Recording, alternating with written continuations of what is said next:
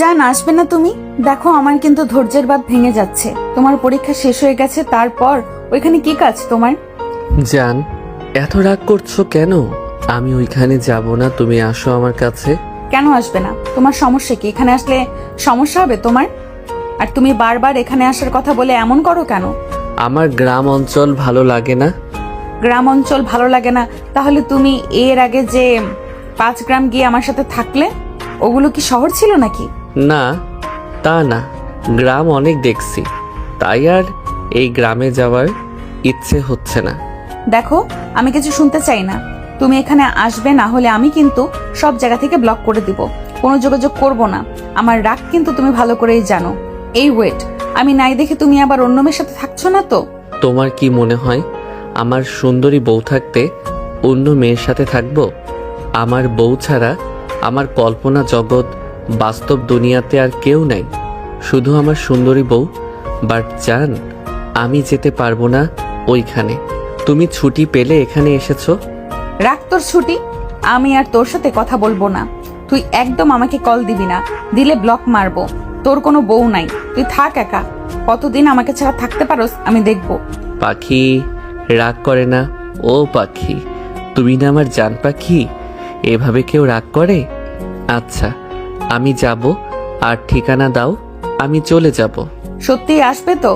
হ্যাঁ, আসবো। বলো কোথায় থাকো? দেখো, ঠিকানা দিয়ে রাখছি। আর আই লাভ ইউ জান পাখি। নিধি আদিলকে কিস দিলে আদিল হেসে বলে, আই লাভ ইউ টু জান। যাই হোক জান পাখি, আমি চলে আসবো, আর রাগ করো না প্লিজ। না না, আমি রাগ কেন করব? আমার জানটা তো আমার কাছে আসবে। ও জান, তোমাকে একটা গুড নিউজ দেওয়ার আছে। কি গুড নিউজ? বলো। আচ্ছা, পরে বলবো, তুমি আসো, আমার কাজ আছে। তুমি স্টেশনে এসে আমাকে কল দিও, আমি চলে যাব।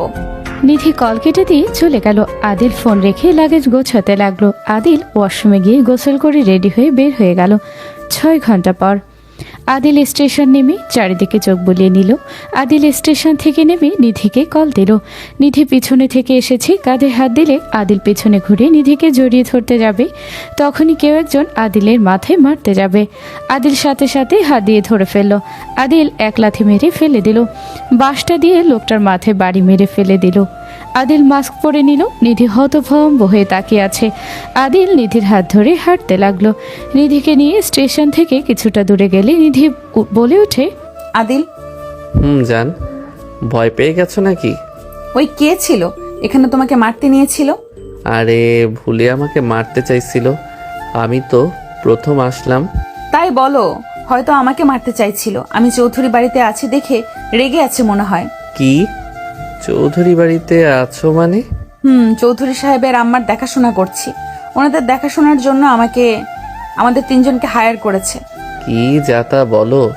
তুমি হসপিটাল বাদ দিয়ে বাড়িতে কাজ করা শুরু করছো কবে থেকে?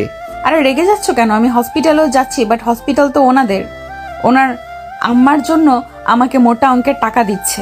ওনাদের পার্সোনাল ডাক্তার হিসেবে রেখেছে। What the? রেগে যাচ্ছ কেন? এখন কোথায় থাকো? ওনাদের বাসায়, ওনাদের ওইখানে 2 দিকে বিল্ডিং করা আছে। একটা ডাক্তারদের, শিক্ষকদের যখন যেটা দরকার সেটাই রেখে দিয়েছে। ও, ফার্ম হাউসে? তুমি কিভাবে জানলে? বাট আমি ওনাদের বাসার সাথে ওটাতেই থাকি। ভালো তো। আমি এখন কোথায় যাব? জোর করে তো নিয়ে আসলেন। আমার সাথে থাকবে? কোথায় আবার থাকবে? আমি বলেছি আমার হাজবেন্ড আমার সাথে থাকবে, আমি এখানে থাকতে পারবো না। ওনারা শোনে নাই বলে এখানে থাকবে, সমস্যা নাই। একটা ফ্ল্যাট আমাদের দিয়ে দিয়েছে। ভালো, মেজাজ খারাপ হচ্ছে, চলেন যাই। কুটিতে ওঠো। নিধির স্কুটিতে উঠলে নিধি চালাতে লাগলো। আদিল চারিদিকে তাকিয়ে কিছু ভাবতে লাগলো। 15 মিনিটের ভেতরে চলে গেল। আদিলকে নিয়ে বাসের ভেতরে ঢুকতে আদিলের বুক কেঁপে উঠল। আদিল চারিদিকে চোখ বুলিয়ে নিলে চোখের কোণায় পানি চলে আসলো। আদিল তাড়াতাড়ি মুছে ফেললো। নিধি বলে ওঠে, এই দিকে আমরা থাকি, দেখেছো কত বড় এরিয়া, কোটি কোটি টাকার মালিক। এমন কিছু নেই যা ওনাদের নেই। এখানে থাকো, দেখবে তোমার ভালো লাগবে। শহরের মতো সব সময় চলো। নিধি আদিলের হাত ধরে নিয়ে যেতে লাগলো। আদিলকে 3 তলায় নিয়ে গেল। নার্স ডাক্তার সবার সাথে কুশল বিনিময় করে ওদের ফ্ল্যাটে চলে গেল। আদিলকে রুম দেখালে আদিল রুমে ঢুকে খাটের উপর বসে পড়ল। নিধি আদিলের লাগেজটা সাইডে রাখলো। আদিলকে কিছু ভাবতে দেখে আদিল নিধির দিকে তাকালো। নিধি আদিলের কাছে গিয়ে কোলে বসে গলা জড়িয়ে ধরে ঠোঁটে কিস করলে আদিলের মুখে হাসি ফুটে উঠল। নিধি ঠোঁট ছেড়ে দিয়ে বলল, স্যার কি হয়েছে, এত কি ভাবেন? ভাবছি এইবার একটা বেবি নিব। বউটা সব সময় কাজে ব্যস্ত থাকে, আমাকে সময় দিতে চায় না, তাই বেবি নিলে বেবির দোহাই দিয়ে তোমার কাছে গিয়ে আদর তো করতে পারবো। আদিলের কথা শুনে নিধি ফিক করে হেসে দিল। নাকে হালকা কামড় দিয়ে বলে, ওরে ফাজিল রে, বুদ্ধি কি?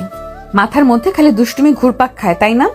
এত সুন্দর বউ থাকলে কার মাথায় বা দুষ্টুমি বুদ্ধি আসবে না শুনি? ফাজিল থাকো, আমি খাবার নিয়ে আসি, তুমি যাও গোসল করে নাও। নিধি উঠে যেতে নিলে আদিল হাত ধরে টান দিয়ে নিজের বুকের উপর ফেলে গাল দুইটা ধরে ঠোঁটজোড়া নিজের দখলে নিয়ে নিল। নিধি লজ্জায় লাল হয়ে যেতে লাগলো। হঠাৎ করে কেউ বলে ওঠে, নিধি আপু, দাদিমা কেমন যেন করছে, আপনি তাড়াতাড়ি চলেন। আতিয়ার কণ্ঠ শুনে আদিল নিধিকে ছেড়ে দিল। নিধি তাড়াতাড়ি করে উঠে পড়ল। আতিয়া পিছনে ঘুরে বলে, আমি কিছু দেখি নাই আপু, আপনাকে ডাকছে। আতিয়া কথাটা বলে দৌড়ে চলে গেল। নিধি লজ্জায় বলে ওঠে, এই ফাজিল, গোসল করে নাও, আমি ওখানে যাচ্ছি, সাথীকে বলে যাচ্ছি, ওই তোমাকে খাবার দিয়ে দিবে, নিজের হাতে খেয়ে নিও প্লিজ। তুমি যাও, আমি তোমার হাতে ছাড়া খাবো না, জানো তো। আচ্ছা যান, আমি তাড়াতাড়ি আসার চেষ্টা করব। নিধি তাড়াতাড়ি চলে গেল। আদিল ওয়াশরুমে চলে গেল, গোসল করলো। আদিল গোসল করে বারান্দায় গেলে পাশে বিল্ডিং থেকে একজন বলে ওঠে, আদিত্য। রাকিবের ডাকে আদিল তাকাতেই রাকিব বলে ওঠে, আদিত্য তুই এসেছিস? এখানে কি করস? আদিত্য তুই থাক, আমি আসতেছি এখনই। রাকিব দৌড়ে আসতে লাগলো। আদিল ভয়ে ঢোক গিলতে লাগলো। আদিল তাড়াতাড়ি করে মাস্ক পরে নিচে গেল। নিচে গেলে গেট বাহিরে দাঁড়ালে আদিল রাকিবের হাত ধরে রাকিব আদিলকে জড়িয়ে ধরে কান্না করে দিল। আদিল বলে ওঠে, এই মেয়ে মানুষ হয়েছস নাকি যে কান্না করছিস? তুই এত বছর পর আসলি, তোকে সবাই কত ভালোবাসি, তুই কেন এমন করস? সবাই কত চিন্তায় থাকে তুই জানস? চুপ কর, আমার কারো ভালোবাসার দরকার নাই। চল, দাদিমা অনেক অসুস্থ, তোর কথা চিন্তা করতে করতে দিন দিন অবস্থা খারাপ হয়ে ফেলেছে। তোর বের হয়ে যাওয়াটাই দাদিমা নিজেকে দোষ দেয়, উনি অনেক অসুস্থ। চল আমার সাথে, দাদিমার সাথে দেখা। কি করছস? করি নাই। তুই নিধি ডক্টরের ফ্ল্যাটে কি করিস? পরে বলবো, আমি কারো সামনে যেতে চাই না, থাক ফ্ল্যাটে যাই। না তুই চল। রাকিব আদিলকে টেনে নিয়ে যেতে লাগলো। ভিতরে যেতে নিধি আসলে আদিল রাকিবকে সরিয়ে দিল। নিধি এসেছে, আদিলকে বলে, চান তোমাকে নিয়ে যেতে বলেছে, দাদিমা তোমাকে দেখতে চেয়েছে। আতিয়া সবাইকে নিয়ে অনেক লজ্জা দিচ্ছে, আমাদের সবাই তোমাকে দেখতে চায়। নিধির কথা শুনে রাকিব অবাক হয়ে গেল। আদিলের হাত ধরে নিধি নিয়ে যেতে লাগলো। রাকিব ওদের পিছন পিছন যেতে লাগলো। আদিলের বুকের ভিতরে কাঁপতে লাগলো। বাসার ভিতরে পা দিতে সারা শরীর শিউরে উঠল। আদিলকে নিয়ে ড্রয়িং রুমে নিয়ে গেলে সবাই বলে ওঠে, চলে এসেছে নিধি আপুর হাজবেন্ড, যাকে নিয়ে সারাদিন ভাবে। ভাইয়া, এমন সুন্দরী বউ রেখে থাকেন কিভাবে? আপনার বউ তো আপনার 24 ঘন্টা দেখে, আমাদের দেখতেও দেয় না। আমরা নজর দিতে পারি এর জন্য। আপনার ব্যাপারে যতটুকু শুনেছি, আমরা তো আপনাকে দেখার জন্য ওয়েট করছি। মাস্কটা খুলেন ভাইয়া। আতিয়ার কথা শুনে রাকিব রাগী লুক নিয়ে তাকালে আতিয়া বলে ওঠে, ভাইয়া, তুমি কখন এসেছো? কি হচ্ছে এইসব? সরি স্যার, ওরা ছোট মানুষ, একটু দুষ্টুমি করছে, ওনাদের বকা দিয়েন না। এইসব কি হচ্ছে? কিছু বুঝলাম না। আদিলের ফোন বেজে উঠলে আদিল বলে ওঠে, আমি আসছি। আমি আসছি, কণ্ঠটা কেমন চেনা চেনা লাগছে। আদিল কিছু না বলে চলে যেতে লাগলো। রাকিব আদিলের কাঁধে হাত দিলে আদিল রাকিবের হাত সরিয়ে দিয়ে চলে গেল। নিধি বলে ওঠে, আদিল, দাদিমার সাথে দেখা করে যাও। আসছি। আদিল কিছুটা দূরে গিয়ে কারোর সাথে কথা বলতে লাগলো। কথা বলা শেষ করে আদিল নিধির সাথে যেতে লাগলো। রাকিব আতিয়া সবাই যেতে লাগলো। আদিল নিধির সাথে দাদিমার রুমে প্রবেশ করলো। রাকিব প্রবেশ করলে নিধি বলে ওঠে, দাদিমা, এটা আমার হাজবেন্ড আদিল। আদিল, এটা দাদিমা। আদিল সামনে গিয়ে হাত ধরতে দাদিমা চমকে গেল। দাদিমা কিছু বলবে, আদিল মাস্ক খুলে চুপ থাকার ইশারা করলো। আতিয়া বলে ওঠে, কি ভাইয়া, দাদিমার সামনে মাস্ক খুলেন, আমাদের মুখটা দেখান। আতিয়া সবাই মজা করতে লাগলো। আদিল মাথা গরম হয়ে যেতে লাগলো। আতিয়া তুলির কাছে আসতে আদিল রাগে পিছনে ঘুরে তাকাতে সবাই চমকে গেল। আদিল বলে ওঠে, আমি ডক্টর নিধির হাজবেন্ড, কি আরও দেখবেন নাকি? আর আপনি ক্রাশ খেয়েছে নাকি? আতিয়া লজ্জায় ঘৃণায় ওখান থেকে দৌড়ে চলে গেল। ওই আতিয়া, চলে যাও কেন? আমার জামাইকে দেখে লজ্জা পাইলেন নাকি? আদিল, আপনি নিধির হাজবেন্ড? জি। আচ্ছা, তোমরা কথা বলো। আদিল, আমাকে হসপিটালে যেতে হবে। তুমি রুমে চলে যাও, আর আমি এসে তোমাকে ঘোরাতে নিয়ে যাব। পাকনামি করে ঘুরতে যেও না একা। ওকে, যাও। আর শুনো, তাড়াতাড়ি এসো, এখানে একা থাকতে পারবো না। ফাজিল, কোথায় কি বলতে হয় এটা শিখবে কবে? চুপ করো, আমি বুঝতে পারছি। আমার লেট হইলে তোমাকে লোকেশন দিয়ে দিব। চলে এসো। নিধি চলে গেল। সবাই আদিলের কাছে আসলো। তুলি আদিলের কলার ধরে বলে, তুমি আমার সাথে এমন করলে কেন? সামান্য ওই ডাক্তারকে বিয়ে করেছো? ওই মিডল ক্লাস মেয়েকে কিভাবে বিয়ে করতে পারলে? এই সরো, আমার বউকে কোনো বাজে কথা বলবি না। আমার বউয়ের নখের যোগ্য তুই না। তুই ওই সামান্য মেয়ের সাথে আমার তুলনা করস? দেখ, তোর বউকে আঙ্কেল কিনে রেখেছে, আর তার সাথে তুই আমার তুলনা করস? তোর বউকে 100 বার কিনবো আর 100 বার বিক্রি করব। আদিল তুলির গালে থাপ্পড় মারতে যাবে, তখনই নিধি ঢুকতে আদিল হাত তাড়াতাড়ি নামিয়ে নিল। নিধি আদিলকে বলল, আদিল, আম্মু নাকি আসছে। তুমি তো রাস্তা চেনো, তুমি তাহলে আম্মুকে রিসিভ করে নিয়ে আসো। আর শোনো, রাহির সাথে যেন ঝামেলা করো না। শালা বাবু, ও আসছে। যাও তাড়াতাড়ি। আর তোমার ফোনটা চার্জে নিয়ে যাও, আম্মুকে কল দিতে হতে পারে। আমি আসছি। ওকে। নিধি চলে গেল। আদিল চলে যাওয়া দেখে তুলির দিকে তাকিয়ে বলল, তোর সাথে কথা বলার কোনো ইচ্ছে আমার নাই। তুই তোর মতো থাক, আমাদের আমার মতো থাকতে দে। আদিল কথাগুলো বলে বের হয়ে গেল। আদিল সদর দরজা দিয়ে বের হয়ে গেলে আদিলের আব্বু আম্মু ওর দিকে তাকিয়ে ভেতরে ঢুকলো। আতিয়া বলে ওঠে, আম্মু আব্বু, ভাইয়া গেল। ভাইয়া গেল মানে? ওইটাই ভাইয়া, ডক্টর নিধির হাজবেন্ড। আতিয়ার কথা শুনে পিছন থেকে আদিলের আম্মু ডাক দিয়ে বলল। আদিত্য? আদিল কণ্ঠটা শুনে পিছনে না তাকিয়ে চলে গেল। আদিল ফ্ল্যাটে গিয়ে ফোনটা নিয়ে বের হয়ে গেল। আদিল সোজা স্টেশন গিয়ে নিধির ভাই রাহিকে ধরে লাগেজ নিয়ে যেতে লাগলো। নিধির আম্মু বলে ওঠে, আদিল, তুমি কবে এসেছো? আজকে এসেছি, আব্বু আসলো না। ওই 3 দিন আগে এসেছে, পাশের গ্রামে একটাই প্রজেক্টে এসেছে। নিধি তো আমাকে কিছু বলে নাই। ওর হয়তো মনে ছিল না। তোলা ভাই, চিপস খাবো। ওয়েট করো। কানের নিচে একটা দিব। আদিলকে দেখতে এত আবদার কেন করস? ওই কি ইনকাম করে নাকি? আম্মু বকা দিয়েন না তো। এই চিপস খাবে নাকি স্পিডও খাবে? দুইটা হলে তো ভালোই হয়। ওয়েট করো। আদিল পাশে একটা দোকান থেকে চিপস আর স্পিড কিনে নিল। আদিল একটা রিক্সায় উঠে পড়ল। আদিল রাহিকে কোলে নিয়ে যেতে লাগলো। পাশে নিধির আম্মু বসে থাকলো। 15 মিনিটের ভেতরেই চলে গেল। 3 জন নামলে আদিল ভাড়া দিয়ে লাগেজ নিয়ে যেতে লাগলো। রাহি নিধির আম্মুর চারদিকে তাকিয়ে অবাক হয়ে গেল। নিধির আম্মু বলে ওঠে, এত বড় বাড়ি? নিধির মুখে যা শুনেছি তার থেকেও অনেক বড় আর অনেক সুন্দর। গ্রামটা আমার কাছে বেশ ভালো লাগছে। আপনার এখানে ভালো লাগছে? আমারও অনেক ভালো লাগেছে। তোলা ভাই, আপু কোথায় থাকে? 3 তলায়, চলো উপরে যাই।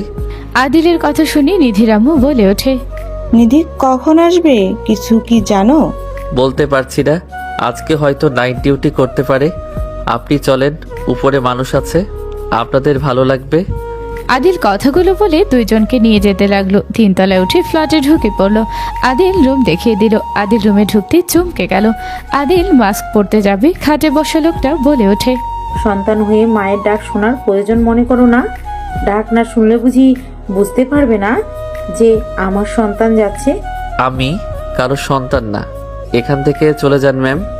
চলে যাওয়ার জন্য তো আসি নাই, শুধু একটা জিনিস ভেবে অবাক লাগছে। আমি মা হয়ে একবারও জানার অধিকার রাখি না সন্তান কাকে বিয়ে করছে, কি করছে না করছে? আমি কারো সন্তান না, সো আমার মনে হয় আপনি শুধু শুধু মাথা ঘামাচ্ছেন। নিধি কি সত্যি তোমার ওয়াইফ? আমার ওয়াইফ না হইলে আপনার কি মনে হয় একটা মেয়ের জন্য আমি আপনার বাসায় আসব?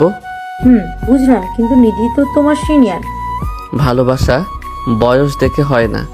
নিধি অনেক ভালো একটা মেয়ে যে আমাকে বুঝে, আমাকে মন থেকে ভালোবাসে। আমার যা দরকার সব নিধির মাঝে আছে। বুঝলাম, বাট এখানে না থেকে বৌমাকে নিয়ে বাসায় চলো। বাসায় তো আছি, শুধু পার্থক্য আমরা এখানে আর আপনারা সামনে থাকেন। তোমার রুমে তুমি থাকবে, এখানে কি কারো সমস্যা থাকার কথা না। চলো বৌমাকে নিয়ে। আমি চাই না আমার সম্পর্কে আমার স্ত্রী বা কেউ জানুক। আমার স্ত্রী জানে আমি একটা এতিম, আমার এই দুনিয়াতে কেউ নাই। এখন যদি জানতে পারে আমি রায়হান চৌধুরীর একমাত্র ছেলে, তাহলে ওই আমাকে ছেড়ে চলে যাবে। চলে কেন যাবে? ওই মিথ্যা পছন্দ করে না, আর বড়লোক মানুষও পছন্দ করে না। ওই সাধারণভাবে চলতে ভালোবাসে। ওকে, বৌমাকে কেউ কিছু বলবে না, বাট তুমি চলো সবাইকে নিয়ে। ওই কেন যাবে হাজার কথা জিজ্ঞেস করবে, তখন আমি কি জবাব দিব? আমি বৌমাকে বলবো, বৌমা তো 10টার দিকে আসবে, আমি কল করে জানিয়ে দেবো। দুলা ভাই, রাহির কথা শুনে দুইজন পিছনে তাকালো। আদিল রাহির দিকে তাকিয়ে বলল, বলো। ক্ষুধা লাগছে, কিছু কিনে দেন। আমার সাথে চলো, কি খাবে বলো, সব খাওয়াবো তোমাকে। আপনি কে? আপনাকে তো আমি চিনি না। আমি তোমার আন্টি হই। সরি আন্টি, আমি আপনার কিছু নিতে পারবো না। দুলা ভাই বকা দিবে, মায়েরও দিতে পারে। দুলা ভাই, আপনি কিছু নিয়ে এসে দেন না। এই ছেলেটাকেও তোমার মতো বানাচ্ছ। ওই আমার ছোট ভাই হয়, আমি ওকে নিজের মতো বানাবো, এইটাই স্বাভাবিক। আমার শ্বশুর শাশুড়ি ওকে আমাদের হাতে তুলে দিয়েছে, ওই আমার কথা শুনতে বাধ্য। সেই তো তুমি আমাদের মতো ওকে নিজের মতো করে ফেলছো। ওর কোনো স্বাধীনতা তো আমি দেখতে পাচ্ছি না। আমার যতটুকু দেওয়ার ততটুকু দিচ্ছি, অতিরিক্ত দিলে খারাপ হয়ে যাবে। যাই হোক, কথা শুনতে চাই না, আপনি আসতে পারেন। রাহি, ভাত খেয়ে নাও, চলো আমি খাওয়াই দেই। তোমার আপু আসার সময় তোমার জন্য অনেক কিছু নিয়ে আসবে, আমি বলে দিব। ভাইয়া, আমার ভাত খেতে ভালো লাগে না। ম্যাগি খাবে? আদিল রাহিকে নিয়ে রান্নাঘরে গেল। আদিলের আম্মু চলে গেল। আদিল রাহিকে ম্যাগি বানিয়ে দিল। নিধির আম্মু বলে ওঠে, আদিল খাইছো? হ্যাঁ, আপনারা খান। আদিল দেখিয়ে দিয়ে রুমে চলে গেল। আদিল লম্বা একটা ঘুম দিল। সন্ধ্যার দিকে ঘুম ভাঙলে দেখে নিধি লাগেজ গোছাচ্ছে। আদিল নিধির দিকে তাকিয়ে বলল, কি ব্যাপার লাগেজ গোছাচ্ছ কেন? ম্যাম, তাদের সাথে থাকতে বলেছে। রাহিকে নাকি তার অনেক ভালো লাগছে, রাহির জন্য আমাদের ওইখানে থাকতে বলেছে। ও আচ্ছা, তুমি ওইখানে থাকবে নাকি? এত করে বলছে, কি করব বলো? আচ্ছা, তুমি যদি তাও তাহলে ওনাদের সাথে থাকতে পারো। ওরা গেছে, চলো তুমি। আমার হয়ে গেছে, যে রুম দিয়েছে বিশাল বড়, রুমটা অনেক সুন্দর। ও আচ্ছা, আমি ফ্রেশ হয়ে নেই। আদিল ওয়াশরুমে গিয়ে ফ্রেশ হয়ে নিধির সাথে বের হয়ে চলে গেল। আদিল বাসার ভিতরে ঢুকতেই সবাই খুশি হলেই তুলি রাগ নিয়ে তাকিয়ে থাকলো। আদিলকে দেখে বলে, ভাইয়া, বলেন ম্যাম। আপনি যান, রুম দেখেন, ভালো লাগে নাকি আমি আপনার জন্য রুম সাজিয়েছি। ধন্যবাদ ম্যাম, এত ভালোবাসা দেখানোর জন্য। ভাইয়া, আমাকে ধন্যবাদ দিয়ে ছোট করে দিবেন না। আমি আমার ভাই ভেবে আপনার জন্য রুম সাজিয়েছি। ধন্যবাদ আতিয়া, আমাদের এভাবে সম্মান করার জন্য। ভাবি, কি যে বলেন না। আতিয়ার কথা শুনে নিধি ভ্রু কুচকে তাকালো। আতিয়ার দিকে তাকালে আতিয়া হেসে বলে, আরে, আপনার হাজবেন্ডকে আমি ভাই বানিয়ে নিলাম, তাই আপনি আমার ভাবি হন, আপনার হাজবেন্ড আমার ভাইয়া। ও আচ্ছা, তাই বলো। ওকে, তোমার যেটা ডাকতে ভালো লাগে তাই বলে ডাক দিও। আচ্ছা, তোমরা রুমে যাও। নিধি যেতে লাগলো। আদিল যেতে নিবে, সাথে সাথে পিছন থেকে রাকিব হাত ধরে ফেললো। আদিল রাকিবের দিকে রাগে লুক নিয়ে তাকাতে রাকিব আস্তে আস্তে বলে, বড় চাচুর সাথে দেখা করতে হবে। উনি তো ফেলার কথা শুনে অনেক খুশি হয়েছে। সময় নাই। আদিল, সব সময় রাগ নিয়ে পড়ে থাকা ঠিক না। উনি অসুস্থ, ওনাকে দেখতে পেলে কোনো ক্ষতি হবে না আশা করা যায়। অনেক ক্ষতি হবে। আদিল ভাইজানের সাথে দেখা করে আসো, উনি তোমাকে নিয়ে কত টেনশন করে তুমি জানো? আমার অত জেনে লাভ নাই, ছাড়। আদিল হাত সরিয়ে দিয়ে চলে গেল। আদিল রুমে গেলে রাহি দৌড়ে এসে বলে, ভাইয়া দেখো কত বড় রুম। আমার রুমটা আরো সুন্দর, অনেক খেলনা আছে। তুমি চলো আমার রুম দেখবে। তোর পছন্দ হয়েছে? অনেক। ভাইয়া চলো আমার রুম দেখবে। রাফির আদিলের হাত ধরে টেনে নিয়ে যেতে লাগলো। আদিল রাফির সাথে গেলে দূরে একটা রুমের দিকে তাকাতে আদিলের পুরনো স্মৃতিগুলো ভেসে উঠল। আদিল ওই রুমটার দিকে তাকিয়ে থাকতে লাগলো। রাফি আদিলকে বলল, ভাইয়া চলো না, আসো ভাইয়া, আমার রুম দেখবে। রাফির কথা শুনে আদিল ভাবনা জগৎ থেকে বের হলো। আদিল রাফির সাথে রুমে গেল। আদিল রুমে গেলে কিছু পরিচিত জিনিস দেখে বুকের ভেতরে কেঁপে উঠল। আদিল বলে ওঠে, রাফি, আমি এই টয়গুলো নিলে কি তুমি রাগ করবে? আরে না, এগুলো ওই আন্টি আমাকে দিয়েছে, আমি আন্টিকে বলে নেই তারপর নিয়েও ভাইয়া। তোমাকে কোন আন্টি দিয়েছে? যে আন্টি আপনার সাথে কথা বলো, ওই আন্টি দিয়েছে। ও আচ্ছা, আমি নিলে কিছু বলবে না? উনি তুমি দিবে কি? তাহলে নিয়ে যাও ভাইয়া। আদিল দুইটা টয় নিয়ে গেল। আদিল ওর রুমে গিয়ে খাটে বসে টয়ের দিকে তাকিয়ে থাকতে লাগলো। নিধি ওয়াশরুম থেকে বের হয়ে অবাক হয়ে তাকিয়ে বলল, কি ব্যাপার? টয় দুইটার দিকে এই দিকে তাকিয়েছো কেন? এখানে আমার অনেক স্মৃতি আছে। আমার ড্যাড আমাকে এটা কিনে দিয়ে বের হয়ে গেলে অ্যাক্সিডেন্ট করেছিল। ড্যাডের লাস্ট গিফট আমার লাইফে বেস্ট গিফট ছিল। আদিলের কথা শুনে নিধি ভ্রুকুচকে তাকিয়ে বলল, কি যাতা বলো, তোমার ড্যাড মানে? তোমার তো কেউ নেই, তুমি তো এতিম। নিধির কথা শুনে আদিল থমকে গেল। আদিল তাড়াতাড়ি কথা ঘুরিয়ে বলল, আরে আমি একটু গল্প ভাবছিলাম। আমি তো টুকটাক লেখালেখি পারি, তাই টয়গুলো দেখে গল্প ভাবছিলাম। কি, তুমি গল্প লিখতে পারো? আমাকে তো কোনোদিন বলো নাই। আদিল নিধির কথা শুনে আদিল কিছুক্ষণ চুপ থেকে খাট থেকে উঠে নিধির হাত ধরে টান দিয়ে জড়িয়ে ধরে ঠোঁটে কিস করে বলল, তোমার মতো সুন্দরী বউ থাকলে আর কি গল্পের কথা মনে পড়ে? সারাদিন তো তোমার সাথে কথা বলতে বলতে সময় যায়, আর তোমার রাগ অভিমান ভাঙাতে ভাঙাতে সব ভুলে গেছিলাম যে আমি গল্প লিখতে পারি। তাই? জি। তা কি গল্প লেখো, আমাকে একটু শোনাও। সময় হইলে শোনাবো, এখন একটু আদর করে নিই। আদিল নিধির কোমরের হাত রাখতে যাবে, কারো আসার শব্দ শুনে আদিল সাথে সাথে নিধিকে ছেড়ে দিল। নিধি ভালোভাবে দাঁড়ালে তখন দরজার সামনে রাফিকে দেখে নিধি অবাক হয়ে গেল। নিধি বলে ওঠে, তুমি এখানে? তুমি এখানে কি করো? তোমার সাহস কি করে হইলো আমার বাসায় আসার? এটা তোমার বাসা? এইটাই আমার বাসা, বের হও এখন এই বাসা থেকে। সরি, আমি জানতাম না এটা তোমার বাসা। আগে জানলে আমি এই বাড়িতে আসা তো দূর, এই গ্রামেই আসতাম না। তো এখন তো জানলে, বের হও। এখনই যাচ্ছি আমি এখন থেকে। আদিল চলো, আমি এই বাসায় আর এক মুহূর্ত থাকবো না। নিধি, তুমি এমন করছো কেন? চলো আমার সাথে। নিধি রেগে লাগেজ গুছিয়ে নিল। নিধি আদিলকে বলল, আদিল, রাহি, আম্মুকে নিয়ে আসো, আমি এখানে থাকবো না। নিধি আদিলের কোনো কথা শোনার আগে চলে গেল। আদিল যেতে নিবে, রাফি পিছন থেকে হাত ধরলো। আদিল পিছনে তাকাতে রাফি শক্ত করে জড়িয়ে ধরলো। আদিল রাফিকে বলল, ছেড়ে দেন। কেমন আছিস ভাই? রাফির কথা শুনে আদিল কিছু না বলে হাত সরিয়ে দিয়ে বের হয়ে গেল রুম থেকে। নিচে গেলে দেখে আদিলের মম হাত ধরে বলছে, কি হয়েছে তোমার? এমন কেন করছো? এখানে থাকলে কি সমস্যা? তোমাদের কেউ কিছু বলছে নাকি? আন্টি, আমাকে ক্ষমা করে দিবেন। আমাকে কেউ কিছু বলে না, আমি এখানে থাকতে চাচ্ছি না। আমার এখানে ভালো লাগছে না। আপনাদের মতো এত বড় লোকের সাথে থাকতে আমার আনইজি লাগছে। এইসব কি বলো? এইসব কেন ভাবছো? আমরাও মানুষ, তোমরাও মানুষ। এখানে এমন করে দেখার কিছু নাই তো। নিধি, শান্ত হও, আমরা তোমাদের কোথাও যেতে দিব না। মম, ওকে যেতে দাও। ওকে আটকানোর ব্যাপার বুঝতে পারছি না। ওর থেকে ভালো ডাক্তার এখানে আছে। ওই কি কচু ডাক্তার যে ওকে এখানে রাখতে হবে? রাফির কথা শুনে আদিল রাগ হলো। নিধি রাগে বলে ওঠে, চুপ থাকো, আমার সম্পর্কে একটা কথা এখানে বলো না। আমি কচু ডাক্তার নাকি কিসের সেটা তোমাকে বলতে হবে না। আমি চলে যাব। তোমার কি মনে হয় তোমার মতো মানুষের সামনে আমি থাকবো?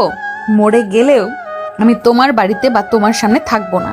এখনো দাঁড়িয়ে আছো? যাও এখান থেকে, এখনই বের হও। তোমাকে দেখলে আমার রাগ হয়। Rafi, just shut up. কি শুরু করেছো? তুমি কে যে নিধিকে এখান থেকে চলে যেতে বলো? নিধি ওর কথার কারণে যাচ্ছ? নিধি, রাগ করো না। রাফি আর তোমাদের কিছু বলবে না। উনি বলুক আর না বলুক, আমি এখানে থাকতে পারবো না। আপনি আমাকে ক্ষমা করে দিয়েন। আদিল, চলো এখান থেকে। আম্মু, রাহি, চলো। নিধি চলে যেতে নিলে আদিলের দাদিমা বুকে হাত দিয়ে জোরে চিৎকার দিয়ে বলল, আহ, আমার বুকে অনেক ব্যথা করছে। আহ, আমি মনে হয় আর বাঁচবো না। দাদিমার চিৎকার শুনে সবাই পিছনে ঘুরে তাকায়। আদিল রাফি দৌড়ে গিয়ে দাদিমাকে ধরলো। নিধি তাড়াতাড়ি করে এসে বলল, দাদিমাকে এখানে বসাও। দাদিমাকে বসালেই নিধি চেক করতে লাগলো। আদিল পাশে বসে হাতগুলো ধরে বলল, আপনার কিছু হবে না। নিধি, দাদিমার কি হয়েছে? দাদিমা আর বাঁচবো না। সবাই কথাটা শুনে কান্না করতে যাবে নিধি বলে ওঠে। আর ওয়েট, এমনি ভান করছে, কিছু হয় নাই।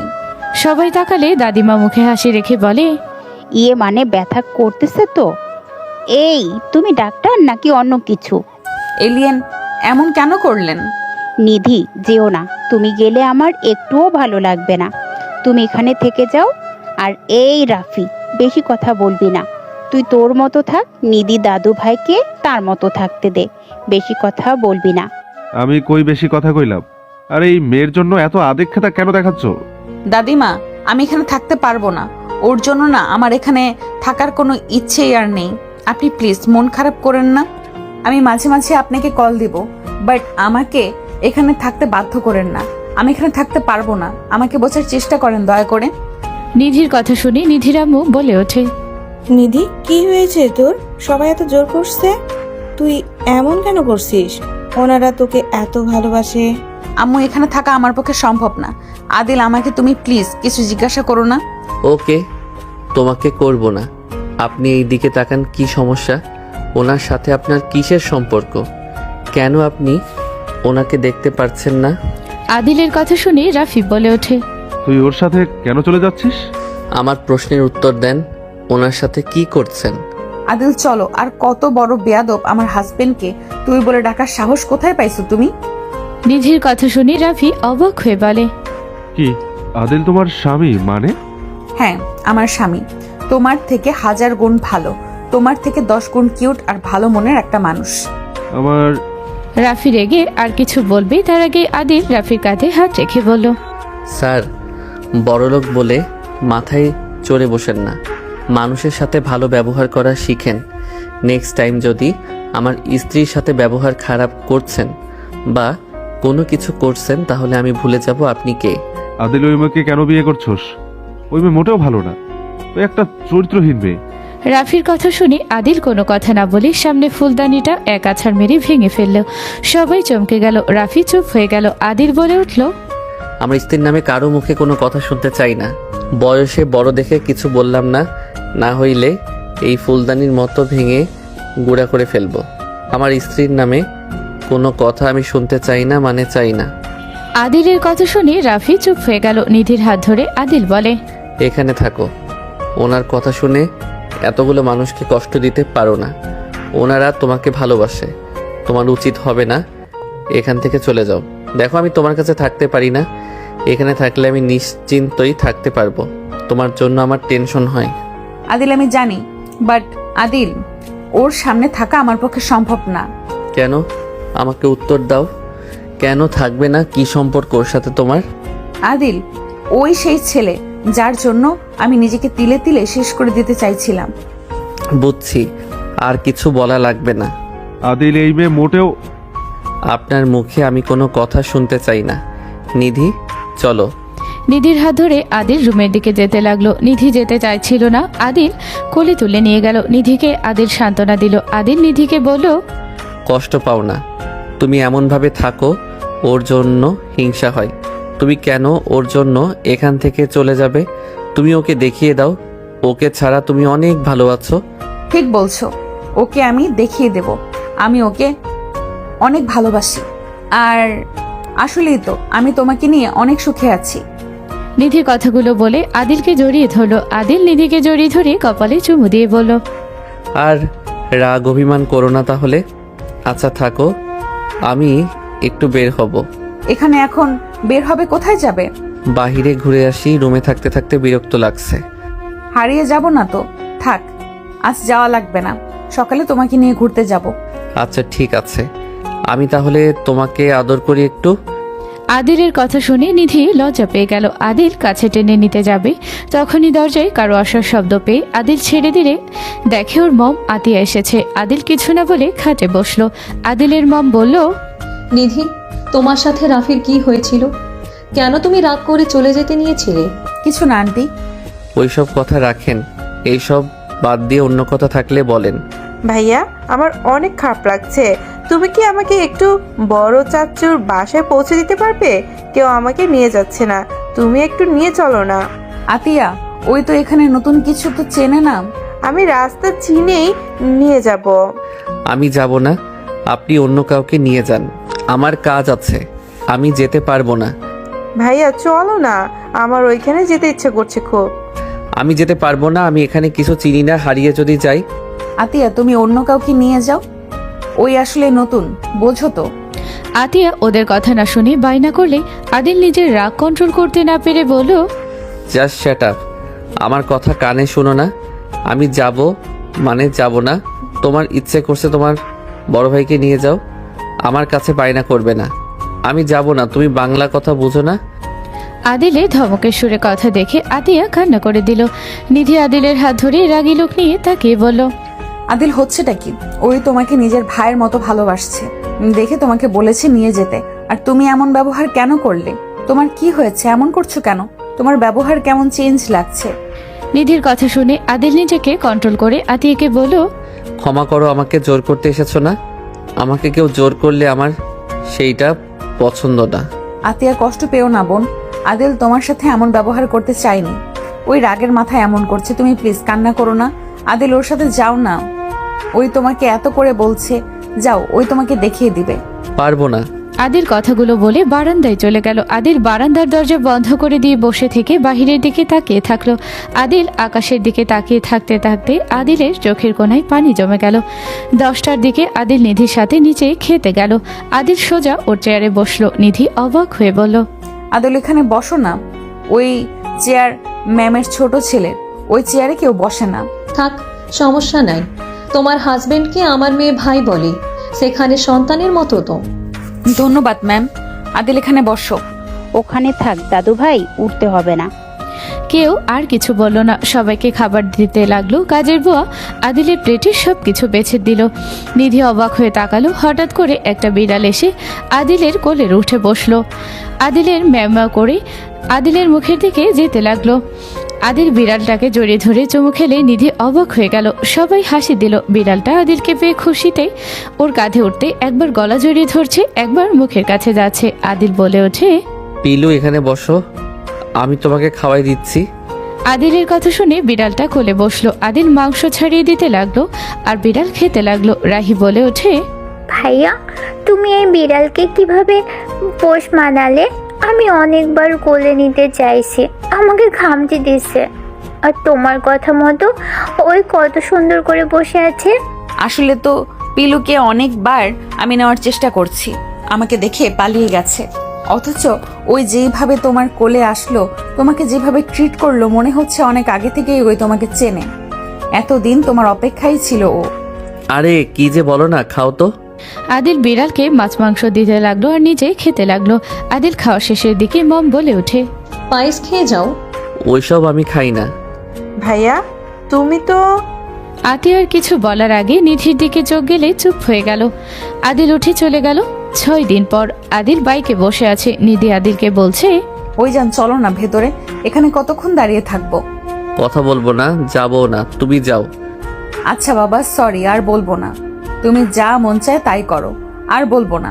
কোনো মেয়ের সাথে কথা বলতে নিষেধ করবো না, আচ্ছা? তুমি যাও, আমি যাব না, কিছু হইলে আমার উপরে চিল্লাবে। আর চিল্লাবো না, সরি, শুধু কিছু কথা বলে নিব, তারপর বাসায় যাব। চলো, স্যারের ওয়াইফ তোমাকে দেখতে চাইছে, প্লিজ চলো। আদিল নিধির কথা শুনে যেতে লাগলো। আদিল নিধির সাথে বাসার ভিতরে চলে গেল। আদিল বসার ঘরে গেলে আদিল চমকে গেল।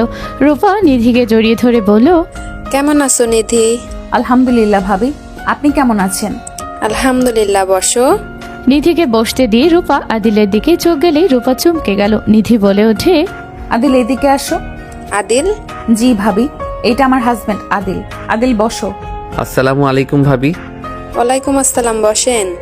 রূপার কথায় আদিল বসলো। রূপা কাজের লোককে উদ্দেশ্য করে বলে ওঠে, আন্টি 1 কাপ কফি আর 2 কাপ চা। আমি কফি খাই না। আদিল কি বলো, উনি নিজের জন্য নিয়ে আসছে। সরি। আমার জন্য না, আমি আপনার জন্য আনতে চাইছি। আপনি কফি খান না? না। ভেরি ইন্টারেস্টিং তো। এখানে কতক্ষণ থাকবে? বাসায় যাবে? মাথা ব্যথা করছে নিধি। কফি খান, ঠিক হয়ে যাবে। ভাবি কি জন্য ডাকতেছিলেন বলেন? একটু আড্ডা দিতে ডাকছিলাম, তা তো দেখি হাজবেন্ড নিয়ে অনেক ব্যস্ত হয়ে গেছো। ওই মানে ওই আর কি ভাবি? আজকে থাকো, হাজবেন্ড নিয়ে এসেছো, এতে অনেক খুশি হয়েছি। আজকে যেতে পারবে না, খাবার খেয়ে তারপর যাবে। সরি ভাবি, সময় নাই, আমাদের যেতে হবে। নিধি চলো, মাথা ব্যথায় ভালো লাগছে না কিন্তু। এক কাপ কফি খাইলে তো তোমার মাথা ব্যথা কমে যায়। কফি খাইলে কখনো মাথা ব্যথা কমে? এটা কোন ডাক্তার বলছে? আমি ওইসব কফি খাই না। ভালো থাকবেন। আদিল নিধিকে নিয়ে বাসা থেকে বের হয়ে গেল। নিধি রেগে বলে ওঠে, এটা কি করলে? এটা কি ঠিক করলে? ভাবির সামনে আমাকে এইভাবে টেনে নিয়ে এসে ঠিক করলে? ভাবি মনে মনে কি ভাবছে? ব্যাককলের মতো কাজ করো। আমার ভালো লাগছে না, আমি এখানে থেকে সময় নষ্ট করতে চাই না। বাসায় গেলে তোমার কোলে শুয়ে থাকলে তাও শান্তি লাগবে। চলো বাসায় যাই। নিধি আর কিছু না বলে আদিলের সাথে বাইকে উঠে পড়লো। নিধি রাগ হতে লাগলো। আদিল নিধির মুখ আয়নাতে দেখতে লাগলো। আদিল কিচ্ছু বলল না। আদিল নিধিকে নিয়ে বাসায় চলে গেল। আদিল বাইক থামাতে নিধি বাইক থেকে নেমে সোজা চলে গেল। আদিল বাইক থামিয়ে নিধির পিছন পিছন যেতে লাগলো। আদিল নিধিকে বলতে লাগলো, নিধি রাগ করছো? আদিলের কথা শুনে নিধি কিছু না বলে চুপচাপ হাঁটতে লাগলো। আদিল নিধিকে ডাকতে লাগলো। আদিলের কথায় নিধি কোনো সাড়া শব্দ করলো না। দুইজন ভিতরে ঢুকলো। ভিতরে ঢুকতে আদিল চোখ বড় বড় করে ফেললো। আদিল নিধির আগে দৌড়ে গিয়ে আতিয়ার দুই বাহু ধরে আদিল বলে ওঠে, বনু কি হয়েছে তোমার? বনু তোমার মাথায় কি হয়েছে? তোমার হাতে পায়ে মাথায় ব্যান্ডেজ কেন? কি হয়েছে তোমার? এভাবে কান্না কেন করছো? আমাকে খুলে বলো কি হয়েছে। আদিলকে এত উত্তেজিত হতে দেখে নিধি ওর আম্মু অবাক হয়ে তাকালো। আতিয়া কান্না করতে করতে বলে, তুমি শুনে কি করবে? তুমি তো আর আমার ভাই না। আমার ভাই হইলে তো বলতাম। আতিয়া থাপ্পড় মারবো। কি হয়েছে বলো? এই অবস্থা কিভাবে হইল? আমাকে ছাড়ো। আমার যাই ইচ্ছে হোক তাতে তোমাদের কিছু যায় আসে না। আমি তো খারাপ মেয়ে, আমার দোষের আমার এই অবস্থা হয়েছে। আতিয়া, আমার প্রশ্নের উত্তর দাও। ছাড়ো আমাকে, আমি খারাপ মেয়ে, আমার মৃত্যু কেন যে হলো না? আতিয়ার কথা শুনে আদিল নিজের রাগ কন্ট্রোল করতে না পেরে গালে সজোরে থাপ্পড় মেরে দিল। আতিয়া কান্না করতে করতে আদিলকে জড়িয়ে ধরে ফুপিয়ে ফুপিয়ে কেঁদে বলল, ভাইয়া, আমাকে সোহেল ভাই ডেকে নিয়ে গিয়ে আমার সাথে। কথাগুলো বলে আতিয়া কান্না করতে লাগলো। আদিল হাত মুঠো করে ফেলল। আদিলকে রেগে যেতে দেখে কেউ কিছু বলবে আদিল বলে ওঠে, রাহেলা চৌধুরী, এই রাহেলা চৌধুরী কোথায় আপনি? ভাইয়া, আম্মুকে এভাবে ডাকছো কেন? ভাইয়া শান্ত হও। দোষটা আমার ছিল। আমি ভাইয়ার কাছে গিয়ে ভুল করেছি। আমি জানতাম ভাইয়া ভালো না, তারপরও কেন যে ওনার কাছে গিয়েছিলাম। রাহেলা চৌধুরী কোথায়? আদিলের চিৎকার শুনে সবাই বসার ঘরে আসলো। নিধি বলে ওঠে, আদিল কি হচ্ছে? ম্যামের নাম ধরে ডাকার সাহস কোথায় পেলে? চুপ করো। তুমি কি নিজের জীবন শেষ করতে চাচ্ছ নাকি? কি হয়েছে? এভাবে ডাকছো কেন? আদিল, আমার নাম ধরে ডাকছো দিন দিন কি? চুপ করেন, আপনার মুখে কোনো ডায়লগ শুনতে চাই না। আতিয়ার এই অবস্থা করার সাহস কোথা থেকে পেল? আর আপনারা সবাই চুপ করে বসে আছেন। আপনারা কিছু করবেন নাকি আমি কিছু করব? আদিল, সব বিষয়ে নাক না গলানো ভালো। এই আতিয়া দোষ আছে। ওই ছেলেদের গা ঘেঁষে চলে তো, ছেলেরা কি করবে? রাফির কথা শুনে আতিয়া ঘৃণ্য কান্না করতে করতে বলে, ভাইয়া, এইটা বলতে পারলে? আমি তোমার বোন, আর তুমি আমাকে এমন জঘন্য অপবাদ দিতে পারলে? আপনাদের ফ্যামিলির মাঝে আমার কথা বলা উচিত না, বাট না বললেই নয়। ওই ছেলেটা আসলে অনেক খারাপ। আমাকে অনেকবার বাজে ব্যবহার করেছে। আজকে নিজের কাজিনের সাথে জোর জবরদস্তি করেছে। আর কয়েকদিন পর কি করবে? আর তুমি আতিয়াকে এইভাবে বলতে লজ্জা করছে না? কি তোমার সাথে বাজে ব্যবহার করছে? আর আমাকে একবারও তুমি বলো নাই? আদিল, ওদের পাওয়ার অনেক। আমরা মধ্যবিত্ত, আমাদের ঝামেলা করা মানায় না। ওদের সাথে পারা সম্ভব না। মিথ্যা মামলায় ঢুকিয়ে দিতে 1 সেকেন্ডও সময় লাগে না। ঠিক বলছো। তার মামলা তো রাহেলা চৌধুরী নিবে। উনি তো অনেক ভালো উকিল। তা ম্যাম, আপনার মেয়ের সাথে অসভ্যতা করছে কেমন লাগছে? ম্যাম, খুব তাড়াতাড়ি আপনি একটা কেস পাবেন। আদিল, এসব কি বলছো? খুন হবে 4টা। আদিল, মমের কণ্ঠ শুনে আদিল রেগে বলে, খবরদার রাহেলা চৌধুরী আমার উপরে চিৎকার করবেন না। আদিল, কি করছো এইসব? উনি তোমার গুরুজন। নিধি, তুমি রুমে যাও রাহিকে নিয়ে। তুমি চলো। কি শুরু করেছো? শুরু আমি করি নাই, সব করছে এই রাহেলা চৌধুরী আর রায়হান চৌধুরী। রায়হান চৌধুরী মানে? সে কে? আর কিসের শুরু করছে? কি যাতা বলছো তুমি? কেউ না। আদিল কথাগুলো বলে চলে যেতে নিবে তখনই রাহি বলে ওঠে, দুলা ভাই, তিথি আন্টি কল করেছিল। আচ্ছা নিধি, আমাকে একটু ঢাকা যেতে হবে, আন্টির মেয়ে অনেক অসুস্থ। নোভার কি হয়েছে? আদিলের মমের মুখ থেকে নোভা নাম শুনে নিধি অবাক হয়ে গেল। নিধি বলে ওঠে, আপনি চেনেন? নিধি, রুমে চলো তো। আদিল, রাগ কন্ট্রোল করতে শিখ। তুই যা শুরু করছস তাতে কিন্তু খুব খারাপ হবে। রাফির কথা শুনে আদিল হাত মুঠো করে পিছনে ঘুরে রাগী লোক নিয়ে তাকিয়ে বলে, কিসের খারাপ হবে বলো আমাকে, কিসের খারাপ হবে? আমাকে তুই খারাপ হওয়া শিখাস? আর কি খারাপ হওয়ার বাকি আছে? তুই যে একটা কাপুরুষ সেটা তুই জানোস? মেয়েদের নিয়ে ফুর্তি করে জীবন পার করতেছস, মরার তো আর ভয় তোর মাঝে নাই? নিজের বোনের শরীর অন্য কেউ স্পর্শ করছে, তোর গালে লাগে না? তুই বলস বোনের দোষ? বোঝ তুই কি ধরনের কাপুরুষ।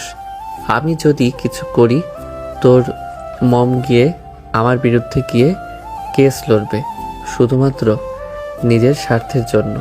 আদিল, এদিকে তাকাও। কে তুমি? কি বলছো? তোমার এই রূপ আমি চিনতে পারছি না।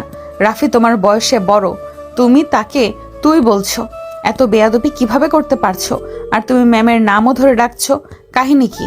তুমি কি আগে থেকে ওনাকে চিনতে?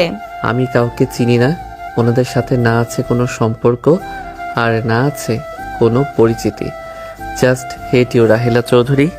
আদিল কথাগুলো বলে রাহেলা চৌধুরী রুমের দিকে গেল। আদিল রুম থেকে কয়েকটা চাবি বের করে কাজের মহিলার হাতে চাবিটা দিয়ে বলল, আমি বাহিরে যাচ্ছি, এসে যেন ওই রুমটা পরিষ্কার পাই। নিধিকে কিছু বলার সুযোগ না দিয়ে আদিল বের হয়ে গেল। নিধি আদিলের মমের কাছে ক্ষমা চাইতে লাগলো। আদিলের মম বলে, নিধি যাও রুমে, ক্ষমা চাইতে হবে না। আদিলের মম চলে গেল। নিধি রুমে চলে গেল। নিধির পিছনে ওর আম্মু গেল। নিধির আম্মুকে দেখে নিধি বলে ওঠে, আম্মু কিছু বলবে? নিধি, একটা কথা বলার ছিল। কি কথা?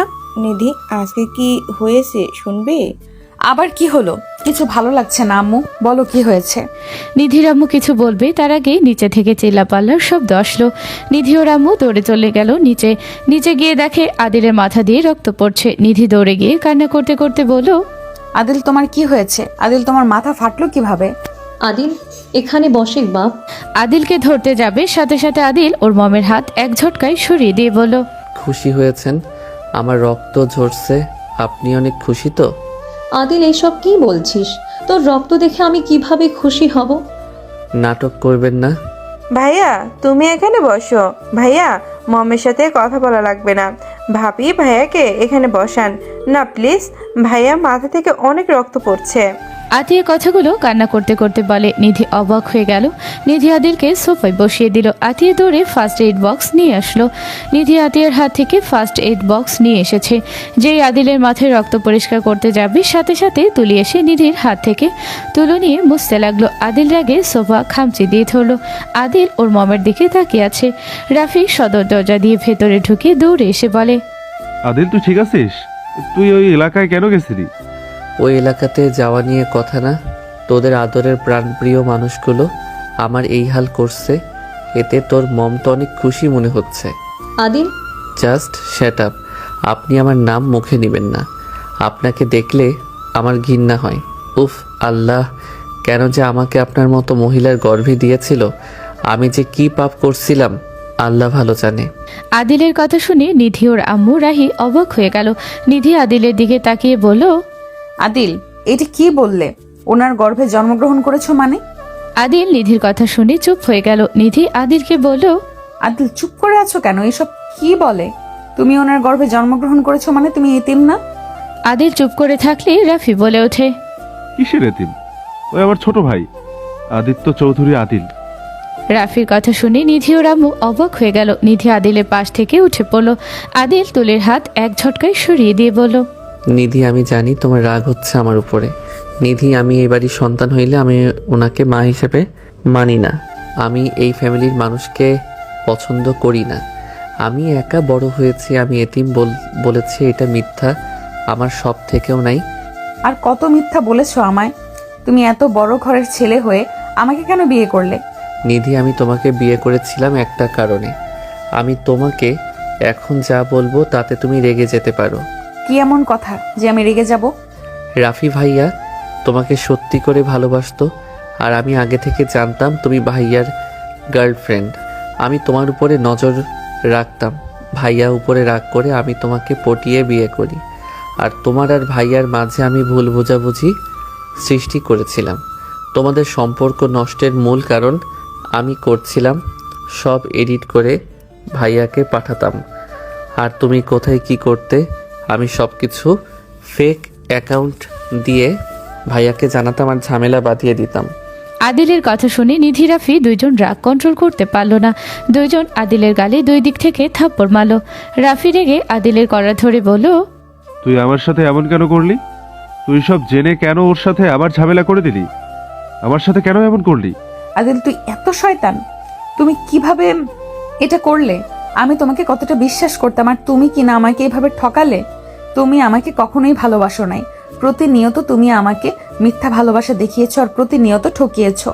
ভাইয়া কলার ছাড়, আমি যা করছি ঠিক করছি।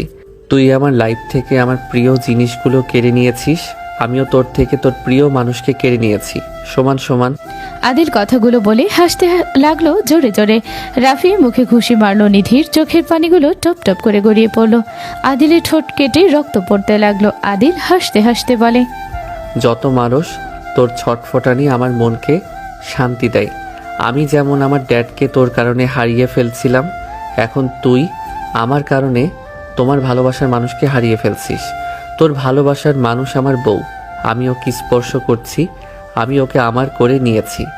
আদিল কথাগুলো বলে জোরে জোরে হাসতে লাগলো। রাফি রেগে বলে ওঠে, তুই আমার সাথে এমন করে ঠিক করস নাই। আমি ড্যাডকে ভালোবাসি নাই। আমি কি জানতাম ড্যাড আমার আইসক্রিম আনতে গিয়ে অ্যাক্সিডেন্ট করে মারা যাবে?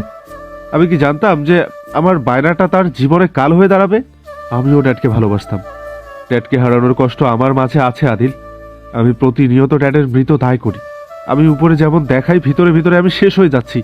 যে মানুষটা আমাকে প্রতিনিয়ত আমাকে গড়িয়ে ওঠার চেষ্টা করাতো, যে আমাকে সবকিছুতে সামলে নিত, তুই সেই মানুষটার প্রতি আমাকে ঘৃণ্য করতে বাধ্য করলি। কেন এমন করলি? রাফি জোরে চিৎকার দিয়ে কান্না করতে লাগলো আর আদিলের কলার ধরে ঝাঁকাতে লাগলো। আদিল হাসতে লাগলো। তোর চোখের পানি আমার ভালো লাগছে, তুই কান্না কর, অনেক ভালো লাগছে। আদিলের কথা শুনে রাফি মারতে যাবে। আদিল হাত ধরে বলল, একদম আমার শরীরে হাত তুলবি না, তাহলে হাত ভেঙে ফেলবো। তুই আমার থেকে ড্যাডকে কেড়ে নিয়েছিস, আমি তোর থেকে নিধিকে সমান সমান। সো চিৎকার করিস না, বড় ভাই বড় ভাইয়ের মতো থাক। নিজের ভালোবাসার মানুষকে ভাবি বলে ডাকবি, শুনতে ভালো লাগবে। আদিল কথাগুলো বলে রাফিকে সরিয়ে দিয়ে হাসতে হাসতে চলে যেতে নিলে নিধি আদিলের হাত ধরে টান দিয়ে সামনের দিকে ঘুরিয়ে থাপ্পড় মেরে দিল। আদিল গালে হাত দিয়ে নিধির দিকে তাকালে নিধি বলল, আমি সবকিছু বুঝলাম। রাফির জন্য তুমি তোমার ড্যাডকে হারিয়েছো। তোমার ভাই খুব খারাপ মানুষ, তার উপরে তুমি প্রতিশোধ নিয়েছো। কিন্তু আমি তোমার কি ক্ষতি করেছিলাম? আমার উপরে তুমি কিসের প্রতিশোধ নিলে? আমার জীবন থেকে আমার সুখের লাইফটা কেড়ে কেন নিলে? আমার যেখানে আনন্দ সুখ ছিল সেই জায়গাটা কেন কেড়ে নিলে? কেন আমার সাথে এমন করলে বলো? নিধি কথাগুলো জোরে চিৎকার দিয়ে বলল আর কান্না করতে লাগলো। আদিল নিধির দিকে তাকিয়ে কি বলবে বুঝতে পারলো না। নিধির চোখের পানি মুছতে যাবে, নিধি এক ঝটকায় সরিয়ে দিয়ে বলল, আজ থেকে তোমার কোনো অধিকার নেই আমার চোখের পানি মোছার। তুমি কেন আমার সাথে করলে? আমি কি অপরাধ করেছি? আমার সাথে এমন কেন করলে? উত্তর দাও। নিধি কথাগুলো বলে জোরে ধাক্কা দিলে আদিল নিজেকে সামলে নিয়ে বলল, আমি তো তোমাকে ভালোই রেখেছি। আমার সাথে বিয়ে হওয়ার পর কি কখনো তোমাকে কাঁদতে দিয়েছি? তোমাকে কষ্ট পেতে দিয়েছি কি? Just shut up. তুমি আমার সাথে প্রতিনিয়ত মিথ্যা ভালোবাসার অভিনয় করেছো। তুমি আমাকে ঠকিয়েছো। তুমি আমার সাথে এমন করে ঠিক করো নাই। তুমি আমার লাইফটা শেষ করে দিয়েছো। কারোর উপরে প্রতিশোধ নেওয়ার আগে একবার ভাবতে হয় আমি যেই কাজ করছি ওটা কি ঠিক হচ্ছে। আর তুমি কিসের প্রতিশোধ নিলে? রাফিকে ওর ড্যাডকে ভালোবাসে না? ওই ওর ড্যাডকে ভালোবাসতো। তোমার যেমন তোমার ড্যাডের প্রতি ভালোবাসা ছিল, ওরও ছিল। তুমি কি জানো ওই কতটা ভেঙে পড়েছিল? ওই নিজেকে কতবার শেষ করে দিতে চাইছে তুমি জানো? আর সেখানে তুমি কিভাবে পারলে ওর উপরে প্রতিশোধ নিতে? নিধির কথা শুনে সবাই রাফির দিকে তাকালো। আতিয়ে বলে ওঠে, ভাইয়া তুমি এমন নোংরা খেলা কিভাবে খেলতে পারলে? আমি তো তোমাকে ভালো ভেবেছিলাম। তুমি অন্তত সবার মতো না, কিন্তু এখন তো দেখছি তুমি রাফি ভাইয়ের থেকেও খারাপ। হ্যাঁ আমি খারাপ, আমার ভালো হওয়ার কোনো ইচ্ছে নাই। আমি খারাপ, খারাপই থাকবো। তুমি এমন কাজ কিভাবে করলে? চুপ, আপনি আমাকে কিছু বলবেন না। আপনি সেম ক্যাটাগরি মানুষ। ড্যাড বারবার বলছিল সামনে দোকান থেকে কিনে দিব, কিন্তু আপনি শুনেন নাই। আপনি জোর করে পাঠিয়েছিলেন। ড্যাড সাথে রাগ দেখিয়েছিলেন। আপনি আর আপনার ছেলে মিলে আমার ড্যাডকে খুন করেছেন। আর আপনি তো এখন 1000 গুণ ভালো আছেন। ছোট চাচ্চুকে বিয়ে করে সুখে থাকেন। আপনাদের আল্লাহ সব সুখ দিয়ে দিক। Adil, just shut up. Allah কার মৃত্যু কখন দিবে সেটা কেউ বলতে পারবে না। তোমার ড্যাডের মৃত্যু ওইভাবে ছিল না। আমার ড্যাডকে ইচ্ছে করে খুন করা হয়েছে। ড্যাড বেঁচে ছিল, বড় চাচ্চু আর তার শালা খুন করেছে। আদিলের কথা শুনে সবাই থমকে গেল। রাফি বলে ওঠে, আদিল, কথা বলতে বলতে লিমিটের বাইরে যাস না। বড় চাচ্চু তোকে কত ভালোবাসে, আর সেই তাকে খুন করবে? ওইটা একটা জাস্ট অ্যাক্সিডেন্ট ছিল। হুট করে ট্রাক চলে এসেছে, রাতে মারা গেছিল। ড্যাডের কাছে আমি ছিলাম। হসপিটাল, আমি ড্যাডের পাশে ছিলাম। আমার হিসু পেলে আমি বাথরুমে গেছিলাম। বের হইতেই আমি দেখেছিলাম বড় চাচ্চু আর তার শালা মাস্ক পরাচ্ছে। তারা চলে গেলে আমি ড্যাডের কাছে গেলে দেখি ড্যাডের শরীর ঠান্ডা হয়ে আছে। আমি ড্যাডকে ডাকলে ড্যাড শুনে নাই। মম আসলে চিৎকার দেয়। ডাক্তার এসেছে, মৃত ঘোষণা করে। আদিল কথাগুলো বলে চোখের পানি ফেলতে লাগলো। সবাই অবাক হয়ে গেল। আদিলের মম আদিলকে ধরে বলল, আদিল, এসব কি বলছিস? আমাকে এসব আগে কেন বলস নাই? আমি তখন ওইসব কিছু বুঝি নাই।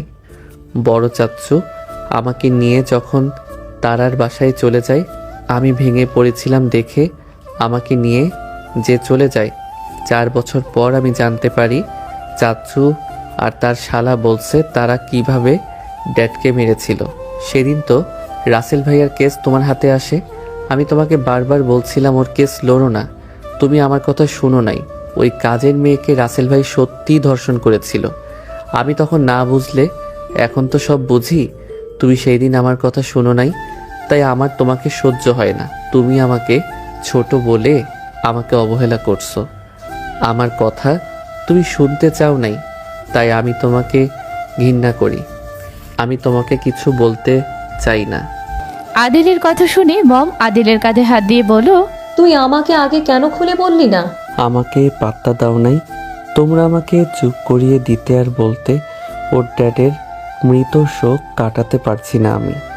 আদিল, কথাগুলো কি সত্যি? তোর কি মনে হয় আমি মিথ্যা কথা বলছি? আর এমন কি, আমি তো মমকেও সন্দেহ করতাম, বাট পরে অনেক খোঁজ খবর নিয়েছি। মম এইসব কিছু জানে না, বাট আমার রাগ হয় যে ওদের নিয়ে বেশি মাতামাতি করে। আদিল কথাগুলো বলা শেষ করতে সাইডে তাকালে দেখে ওর দাদিমা পড়ে যেতে নিলে আদিল দৌড়ে গিয়ে ওর দাদিমাকে ধরে ফেল। আদিলের দাদিমা বলে ওঠে, আমার সন্তানকে রায়হান খুন করেছে। দাদিমা শান্ত না হও, দাদিমা কান্না করো না। দাদিমা কান্না করতে করতে অজ্ঞান হয়ে পড়ে গেল। রাফি আদিল কোলে নিয়ে যেতে লাগলো। সবাই ওদের পিছন পিছন যেতে লাগলো। 5 দিন পর, আদিল, আমি তোমাকে ডিভোর্স দিতে চাই। এখানে তোমার মমও আছে, উনি তো উকিল। আশা করি উনি ভালো কোনো উকিল দিয়ে আমাদের ডিভোর্সটা তাড়াতাড়ি করিয়ে দিতে পারবে। নিধি, এসব কি বলছো? দেখো, আদিল ভুল করেছে, আমি মানছি, কিন্তু আদিল তোমাকে ভালোবাসে। ওর চোখ দেখলে বোঝা যায়। আমি কিছু শুনতে চাই না, আর দেখতেও চাই না। আমি মনে করি একটা সাইকোর সাথে সম্পর্ক রাখার থেকে সারা জীবন সিঙ্গেল থাকা ভালো। আমারও তাই মনে হয়। আমি যে সাইকো আমি বুঝে গেছি। তাই এই নাও ডিভোর্স পেপার, আমি সাইন করে দিয়েছি। তুমি সাইন করে নিও। আমি জানি আমার মতো সাইকোর সাথে তোমাকে মানায় না। আদিল কথাগুলো বলে পেপার সামনে দিলে নিধি থমকে গেল। নিধির বুকের ভিতরে কেঁপে উঠল। নিধি নিজের চোখের পানি কন্ট্রোল করে বলল, ধন্যবাদ। নিধি, আমি তোমাকে বিয়ে করতে চাই। তুমি কি করবে আমাকে বিয়ে? এইসব হচ্ছেটা কি? আদিল, তুই বৌমাকে ডিভোর্স দিচ্ছিস মানে? আমার মন চাইছে তাই। আর আমি বুঝি আসলে আমি সাইকো। সুস্থ মানুষ আমার সাথে থাকতে পারবে না। আদিল, তোমাকে যে যাই বলুক, আমি জানি তুমি সাইকো না। তুমি ভালো। তুমি মামাকে বেশি ভালোবাসতে। তোমার মনে আঘাত লাগছিল, তাই ওইটা মেনে নিতে পারো নাই, তাই তুমি এমন পাগলামি করছো। এই চুপ করো, তোমাকে আমার হয়ে কথা বলা লাগবে না। নিধি আমার কথাটার উত্তর দিলে না। তোমার যদি কোনো সমস্যা না হয় তাহলে আমিও তোমাকে বিয়ে করতে রাজি। নিধির কথা শুনে আদিলের বুকের ভেতরে ঢুক করে উঠল। আদিল মুখে হাসি রেখে বলল, যাক, ভালো লাগছে, তোমরা এক হয়ে যাও। আমি তো রাগের বশে অনেক কিছু করছি, তোমরা বিয়ে করে ফেলো। আর ভাইয়া তোমাকে ওই এখনো ভালোবাসে, মাঝে মাঝে তোমার জন্য ওর মন খারাপ হয়ে যায়, আমি বুঝি, বাট ওই কখনোই আমার সামনে স্বীকার দেয় নাই। আলহামদুলিল্লাহ। মম, নিধি তো আদিলকে এখন ডিভোর্স দিয়ে দেবে, আমাদের বিয়ের ব্যবস্থা করে দেন। নিধি, আমার মনে হয় তোমার কিছুদিন ভেবে কাজ করা উচিত। রাগের মাথায় কোনো সিদ্ধান্ত নিলে সেটা কখনোই ঠিক হয় না। আমার কিছু ভাবা লাগবে না, ডিভোর্স লেটার দিয়ে দিয়েছে। নিধি আর কিছু বলার আগে আদিল বলে, মম, আমি বের হচ্ছি। রাহি, পড়তে বসো, কয়েকদিন ধরে কিন্তু ফাঁকি দিচ্ছ। ভাইয়া, তুমি আমার আপুকে ছেড়ে দিলা? ভাইয়া, তুমি আমার আপুকে কষ্ট কেন দিলা? তোমাকে তো আপু কত ভালোবাসে, তাহলে কেন এমন করলা? তুমি কি আর আমার ভাইয়া হয়ে থাকবে না? আমি তোমাকে কি অনেক বিরক্ত করছি যার জন্য এমন করলা? রাহির কথা শুনে আদিল সবাই থ হয়ে গেল। আদিল রাহির কাছে গিয়ে রাহিকে বুকের সাথে জড়িয়ে ধরে কপালে চুমু দিয়ে বলল, না, তোমার জন্য কিছু হয় নাই। আমি তোমার ভাইয়া, তোমার আছি, বাট তোমার আরেকটা নতুন দুলাভাই আসবে। ওই যে দেখতে পারছো, ওই ছেলেটা তোমার নতুন দুলাভাই হবে। তোমার আপু তাকে বিয়ে করবে। না, এটা আমি হতে দিব না। আমার দুলাভাই, আমার ভাইয়া, তুমি আর কাউকে হতে দিব না। এই, আপনি আমার বোনকে বিয়ে করবেন না। আমার বোনকে বিয়ে করলে আপনার খবর আছে। রাহি রেগে রাফিকে থুতু দিতে যাবে, সাথে সাথে আদিল মুখ চেপে ধরে বলে, ভাই, আমার এইভাবে বেয়াদবি করা লাগে না। উনি তোমার ভাইয়া হবে তো আমার থেকে তোমাকে অনেক ভালোবাসবে। আমি তো তোমাকে কত বকা ঝকা করছি, মাইরও দিয়েছি। ওই ভাইয়া তোমাকে মারবে না, বকাও দিবে না, অনেক ভালোবাসবে। আদিলের কথা শুনে রাহি হাত সরিয়ে কান্না করতে করতে আদিলকে জড়িয়ে ধরে বলে, আমার তোমাকে লাগবে ভাইয়া।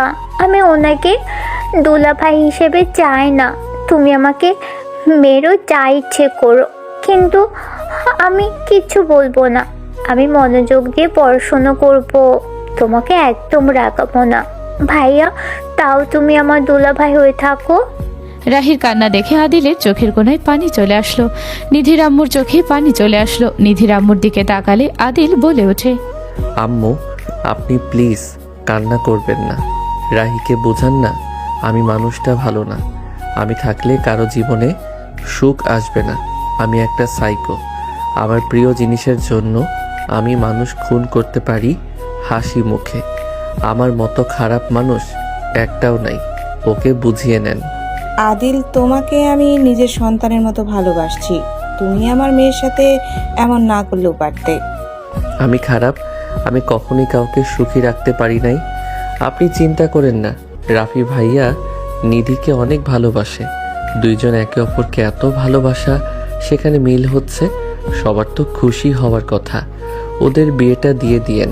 রাহি, রাগ করো না, আস্তে আস্তে দেখবে ওই ভাইয়া অনেক ভালো, তোমার প্রিয় হয়ে যাবে। ভাইয়া, ওর সাথে খারাপ ব্যবহার কখনো যেন করো না। নিধিকে, রাহি আম্মুকে দেখে রেখো। আর আই এম সরি, আমি তোমার সাথে সত্যি অন্যায় করছি, কিন্তু কি করব বলো? ছোট থেকে আমার ভিতরে ওই জিনিস চোখের সামনে ভাসে, আর মন বলে তোমরা জোর না করলে ড্যাড মারা যেত না। আদিল কথাগুলো বলে কান্না করে দিল। মম কাঁধে হাত দিতে আদিল বলে, মম, তুমিও আমাকে ক্ষমা করে দিও। চাচুকে বিয়ে করেছিলে, বিষয়টা আমি মেনে নিতে পারি নাই। সেই দিন রাগ, আবার বিয়ে করছো, সব মিলে আমার তোমার প্রতি ঘৃণা চলে এসেছিল। আমি কোনো কিছু বুঝতে চাই নাই। আমার মাথায় শুধু ঘুরপাক খেয়েছে, তোমাদের জন্য ড্যাড এমন হয়েছে। আদিল, তুই যা করছোস নিজের ভুল বুঝতে পেরে করছোস, বুঝতে পারছোস। আদিল, নিজের ক্ষতি করিস না। তুই এমন কিছু আর করিস না যে তোকে আমরা হারাই। আদিল, তুমি তোমার মমকে ভুল বুঝছো। তোমার মম বিয়ে করতে চায়নি, আমি জোর করে বিয়ে দিয়েছিলাম, কারণ তোমার মমের পাশে একজনকে দরকার ছিল। এত কিছু সামলানোর একার পক্ষে সম্ভব ছিল না তোমার মমের। আপনি আমাকে আগে কেন বলেন নাই? আমি যতবার মমকে ঘৃণা করেছি কেন আমাকে বলেন নাই? তুমি কিছু শুনতেও চাও নাই, তোমাকে বলার চেষ্টা করলেও বলার সুযোগ দাও নাই। অতীতের কথা বাদ দাও তোমরা। আদিল, তুই পেপারটা ছিঁড়ে ফেল নিধির সাইন করার আগে। না মম, আমি আর ওদের আলাদা করব না। তুই আলাদা করবি না ভালো কথা। একটা কথা বুকে হাত দিয়ে বলতো, তুই কি নিধিকে একটু হইলেও ভালোবাসোস না? আর তোর কি মনে হয় এতদিনে নিধি তোকে ভালোবাসে নাই? শোন, তোরা এখন থেকে একে অপরকে অলরেডি ভালোবেসে ফেলছোস। আমি কাউকে ভালোবাসি নাই, আমি কাউকে আর চাই না। প্রশ্নের উত্তর পেয়ে গেছো মম, বাদ দাও, চিন্তা করো না। তুমি ভাইয়া ওনার বিয়ে দিয়ে দাও। আর আমার লন্ডন পড়াশোনার সুযোগ পেয়েছি, আমি আগামীকাল চলে যাব। আমাকে তো একবার জানালেও না যে তোমার ওইখানে সুযোগ হয়েছে আর তুমি চলে যাবে। বলার প্রয়োজন মনে করি নাই, আমি আপনাকে বলে দিতাম। আর এমন কিছু হবে আমি জানি, তাই ক্যান্সেল করি নাই। আর ভাইয়া ভালো থাকো। আদিল কথাটা বলে চলে যেতে নিলে আতিয়া বলে ওঠে, কোথায় যাচ্ছ? চিন্তা করো না, ফিরে আসবো আগামীকাল ফ্লাইট। আদিল কথাগুলো বলে চলে গেল। আদিল বাসা থেকে বের হলো 5 ঘন্টা পর। নিধি, তুমি মা হতে চলেছ, তুমি ডিভোর্স সাইন করো না। রাফি, তুই কি এখনো নিধিকে বিয়ে করবি? দেখ, তুই যদি ওকে বিয়ে করস তাহলে মাঝখানে তোর ভাতিজা ভাতিজি যেটাই হোক, ওর লাইফটা নষ্ট হয়ে যাবে। ওই কাকে বাবা বলবে? যদি তোকে ওই বাবা বলে, আদিলকে চাচা বলবে। আদিল শেষ হয়ে যাবে আস্তে আস্তে। তুই তো জানিস আদিল কতটা ইমোশনাল। নিজের সন্তানের মুখে চাচা ডাক শোনার ক্ষমতা ওর হবে না। নিধি রাফি কিছু বলবে, হঠাৎ করে আতিয়া চিৎকার দিয়ে মম মম বলে দৌড়ে রুমে এসে কান্না করতে করতে বলে, ভাইয়া। আতিয়া ফোনটার সামনে দিলে নিধি রাফি মম থমকে গেল। ভিডিওতে দেখতে পেল আদিলকে পুলিশে ধরছে। আদিল 3টা খুন করেছে। আদিল মুখে হাসি রেখে সবার প্রশ্নের উত্তর দিচ্ছে। একজন জিজ্ঞেস করছে, আপনি এই 3 জনকে কেন খুন করলেন? আর খুন করার পর নিজে কেন থানায় এসে ধরা দিলেন? আর আপনার ভিতরে কোনো অনুতাপ তো দেখতে পাচ্ছি না। আদিল লোকটার কথা শুনে বলল, ওদের মতো জানোয়ারদের খুন করতে পেরে নিজের ভিতরে ভালো লাগছে। আমি আমার প্রতিশোধ নিয়েছি। ওদের দেখতেই রক্ত মাথায় উঠে যেত। ওদের হাসি আমার জন্য বিষের মতো ছিল। বিষ শিশি সারা জীবনের মতো ফেলে দিলাম। এখন আমার ফাঁসি হইলেও আমার কোনো কষ্ট থাকবে না। এই সবাই আমার দিকে ক্যামেরা ধরেন, আমার একজনকে কিছু বলার আছে, আশা করি সেই এইটাই দেখবে। আদিলের কথা শুনে সবাই কানাঘুষো করতে লাগলো। আদিলের দিকে সবাই ক্যামেরা ধরলে আদিল বলে ওঠে, মম, আই এম সরি। তুমি জানো আমি ড্যাডকে নিজের জীবনের থেকেও বেশি ভালোবাসি। আমি আমার ড্যাডের মৃত্যুর প্রতিশোধ নিয়েছি। আমি একটা সাইকো, আমাকে নিয়ে টেনশন করো না। মম, তুমি একদম কান্না করো না। আমার ফাঁসি হইলেও আমার কষ্ট হবে না। আজ রাতে আমার 20 বছর হবে। মম, আমি 10 বছর ধরে শান্তিতে ঘুমাই নাই। তোমরা তো জানো আমি ড্যাডকে ছাড়া ঘুমাতে পারি না। আর তার বুকে ঘুম না আসলে আমার ঘুম হতো না। নিশির রাতে আমার চোখে পানি ছিল। আমি 10 বছরে একটু ঘুমাতে পারি নাই। ড্যাডকে মনে পড়তো, কষ্ট হইতো। আজ আমার ফাঁসি হইলে আমি শান্তিতে ঘুমাবো।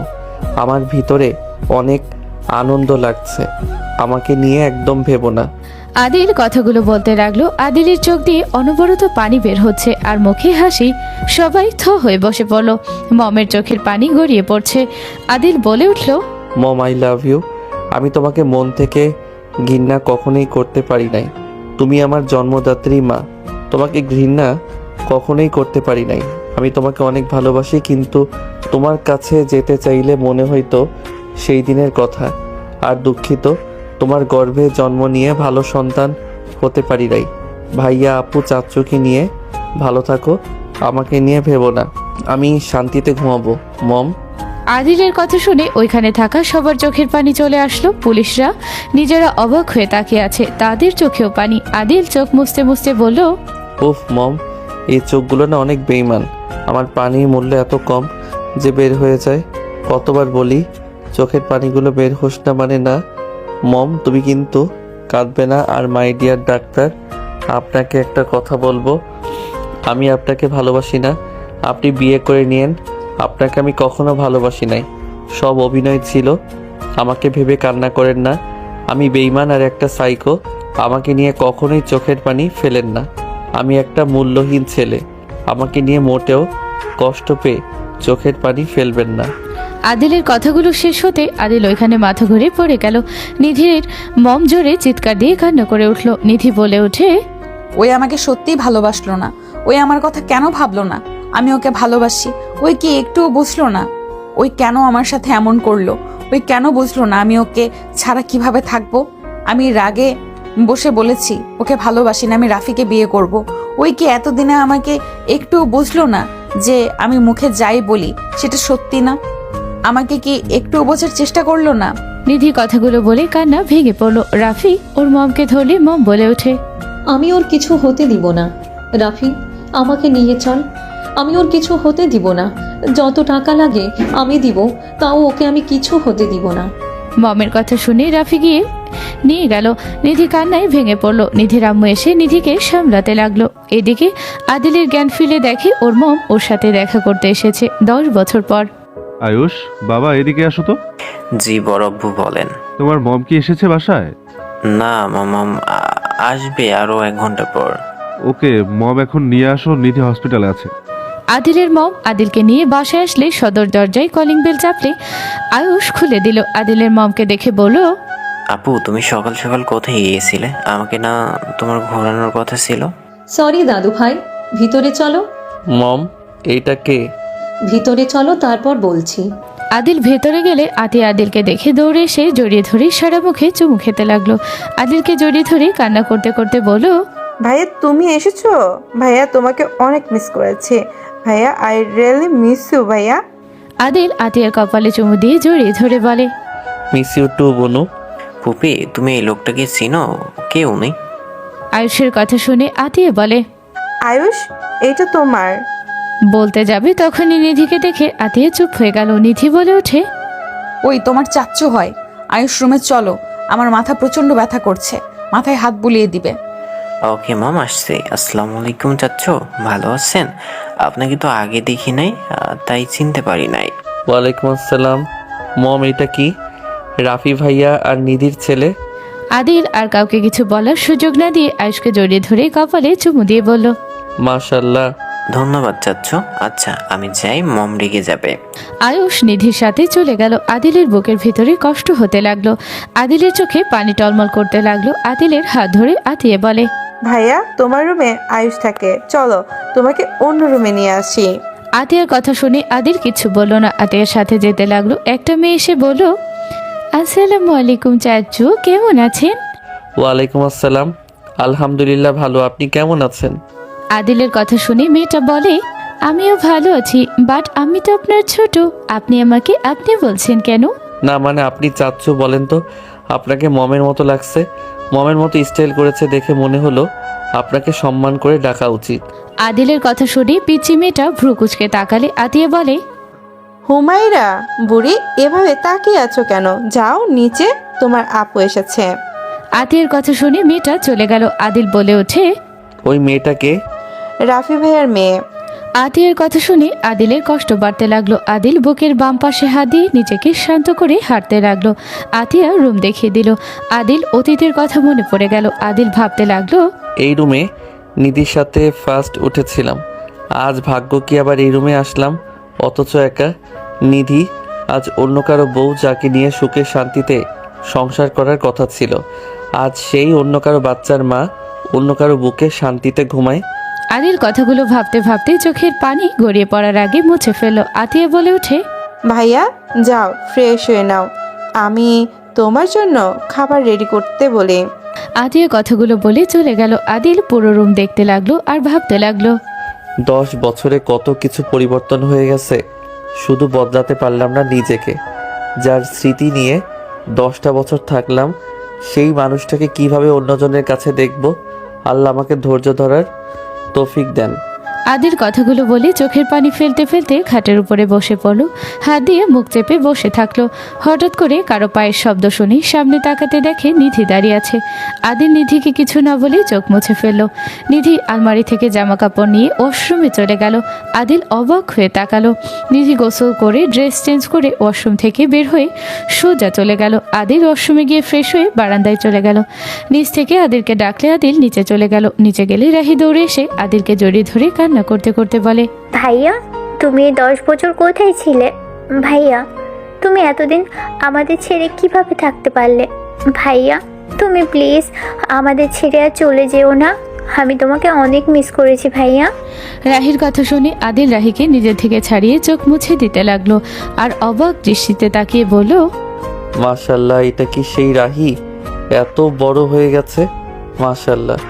গার্লফ্রেন্ড কয়টা পটিয়েছো? আদিলের কথা শুনে রাহি লজ্জা পেয়ে গেল। সবাই হেসে দিল। নিধির আম্মু আদিলকে জড়িয়ে ধরলো। আদিল নিধির আম্মুর সাথে কুশল বিনিময় করলো। আয়ুষ অবাক হয়ে তাকিয়ে বলল, নানু ভাইয়া, তোমরা এই চাচ্চুকে চিনো? আমি তো চিনতে পারি নাই। আগে কি কখনো এখানে এসেছিল? চাচু? কে চাচু? আয়ুষ, এটা তোমার চাচু না। মম তো বলেছে এটা আমার চাচ্চু হয়। তুমি আবার বলো আমার চাচ্চু না, তাহলে আমার কি হয়? আয়ুষ, এটা তোমার বাবা। নিধির আম্মুর কথা শুনে আদিল থমকে গেল। আয়ুষ অবাক হয়ে বলল, আমার বাবা তো হারিয়ে গেছে। মম বলছে উনি কিভাবে আমার বাবা হবে? আম্মু কি বলেন? আয়ুষ আমার ছেলে মানে? আয়ুষ তো রাফি ভাইয়ার ছেলে না? আরে ধ্যাত, আমি রাফি আব্বুর ছেলে কেন হব? আমার আব্বুর নাম তো আদিত্য চৌধুরী আদিল। আদিল অবাক হয়ে গেল। আদিল নিধির দিকে তাকালে নিধি অন্যদিকে চোখ সরিয়ে নিল। আদিল বলে ওঠে, নিধি, আয়ুষ আমার আর তোমার সন্তান। ওই আমার সন্তান, আর কারো না। আমি ওর বাবা, আমি ওর মা। তুমি ভাইয়া বিয়ে করো নাই? না, নিধি তোকে ভালোবাসে।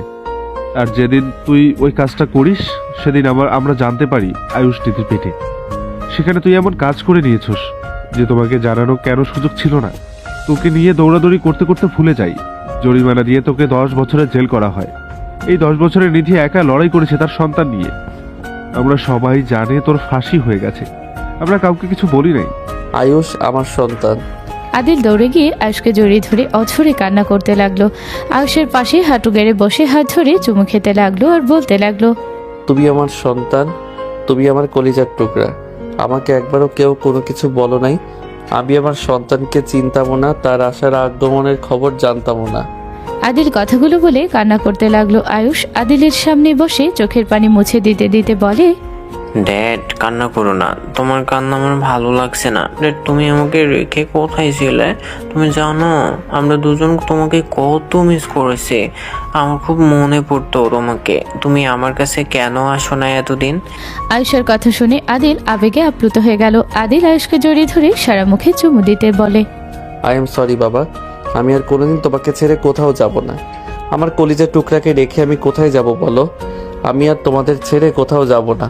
আমাকে ক্ষমা করে দিও বাবা।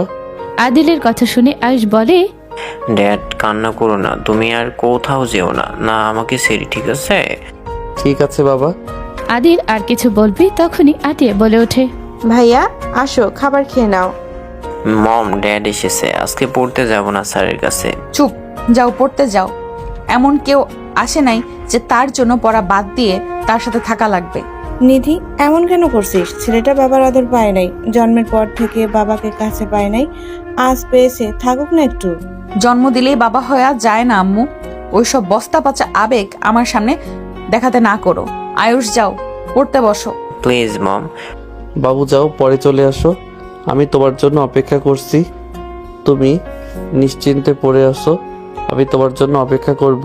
ওকে ড্যাড, তুমি আমাকে রেখে আবার চলে যেও না। আমি কিন্তু এসেছি, তোমাকে যেন পাই। ওকে, প্রমিস করলাম আমাকে পাবে। যাও। আয়ুষ চুমু দিয়ে দৌড়ে চলে গেল। আদিল নিধির দিকে যেতেই নিধি ওখান থেকে চলে গেল। তুলি এসে বলল, কেমন আছো আদিল? আলহামদুলিল্লাহ, তুমি? আলহামদুলিল্লাহ। তুলি আর কিছু বলার আগেই ওই পিচি মেয়েটা বলে, মম জানো এই চাচুটা নাকি আয়ুষ ভাইয়ের ড্যাড। হ্যাঁ তো, এটা তোমার আয়ুষ ভাইয়ার ড্যাড হয়, তোমার ছোট আব্বু হয়। তুমি ভাইয়াকে বিয়ে করছো? তোমার বাড়ির বউ হওয়ার কথা ছিল, আরেকজনের সাথে হয়ে গেছে। খুব ভালো। চলো খাবে। আমি তোমার আসার কথা শুনে অনেক কিছু রান্না করেছি তোমার জন্য, চলো। আদিল তুলির সাথে গেল। তুলি, আদিয়ার মম, নিধির আম্মু, রাহি সবাই মিলে আদিলকে খাওয়াতে লাগলো। নিধি রুমে চলে গেল। আদিল সবার সাথে আনন্দ করে খেতে লাগলো। খাওয়া শেষ হলে আদিলের মম আদিলকে রুমে ডাকলো। আদিল বলে ওঠে, আচ্ছা থাকো, রুমে যাই, দেখি মম কি বলে। ওকে, যাও। আর হ্যাঁ, ওইখান থেকে এসে তোমার ভাইয়ার সাথে সেলুনে গিয়ে দাড়ি চুল কাটবে। ওকে ভাবি। আদিল কথাগুলো বলে চলে গেল। আদিল হাঁটতে লাগলো আর ভাবতে লাগলো, মম আবার কি বলবে? মম কিছু হয়েছে নাকি? টেনশন হচ্ছে, আল্লাহ জানে মম কি বলে। আল্লাহ আর যাই হোক, মম যেন ভালো কিছু বলে। আদিল কথাগুলো ভাবতে ভাবতে চলে গেল। অনুমতি নিয়ে রুমে ঢুকতে আদিলের মম বসতে বলল। আদিল বসলে মম বলল, তোমাকে কিছু বলার জন্য ডেকেছি। আশা করি তুমি আমার কথাগুলো মনোযোগ দিয়ে শুনবে আর আমার কথা মতো চলার চেষ্টা করবে। কথাগুলো রাখার হইলে ইনশাল্লাহ রাখার চেষ্টা করব, বলেন। নিধির ব্যাপারে কথা বলবো, মনোযোগ দিয়ে শোনো। নিধি অভিমান করে আছে, ভেবো না নিধি তোমাকে দেখতে জেলখানায় যায় নাই। নিধি প্রতি সপ্তাহে তোমাকে দেখতে যেত। বোরকাওয়ালা একটা মেয়ে প্রতি সপ্তাহে তুমি দেখতে পেতে না? একজন দাঁড়িয়ে থাকতো, সেই আর কেউ না, সেই নিধি ছিল। কি ওইটা নিধি ছিল? হ্যাঁ, নিধি তোমাকে প্রচণ্ড ভালোবাসে। তোমার ওই লাইফ দেখে নিধি প্রায় পাগল হয়ে গেছিল। ওই বারবার একটাই কথা বলছিল, ওই আমাকে সত্যি ভালোবাসলো না, ওই আমার কথা কেন ভাবলো না? আমি ওকে ভালোবাসি, ওই কি একটু বুঝলো না? ওই কেন আমার সাথে এমন করলো? ওই কেন বুঝলো না আমি ওকে ছাড়া কিভাবে থাকবো? আমি রাগের বশে বলেছি ওকে ভালোবাসি না, আমি রাফিকে বিয়ে করব। ওই কি এতদিনে আমাকে একটুও বুঝলো না যে আমি মুখে যা বলছি সেটা সত্যি না? আমাকে কি একটুও বোঝার চেষ্টা করলো না? আদিল অতীতের সব কথা শুনে চোখের কোণায় পানি চলে আসলো। আদিল চোখের পানি মুছতে মুছতে বলল, মম আমি ওকে ভালোবাসি, আমি ওদের খুন করব, এটা আমি প্ল্যান করে নিয়েছিলাম।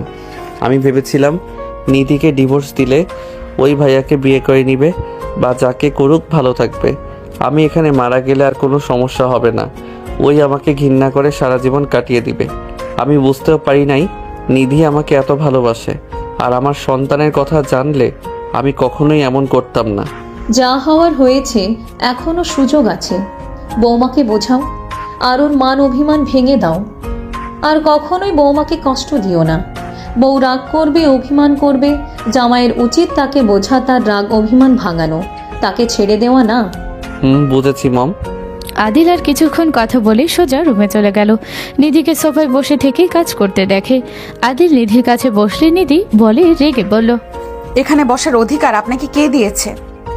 দূরে সরে বসেন, এখানে বসবেন না দয়া করে। আদিল নিধির হাত ধরতে যাবে, নিধি এক ঝটকায় হাত সরিয়ে নিল। নিধি উঠে যেতে নিলে আদিল নিধিকে পেছন থেকে জড়িয়ে ধরল। শক্ত করে জড়িয়ে ধরে কান্না করতে করতে বলতে লাগলো, নিধি আমি তোমাকে অনেক ভালোবাসি।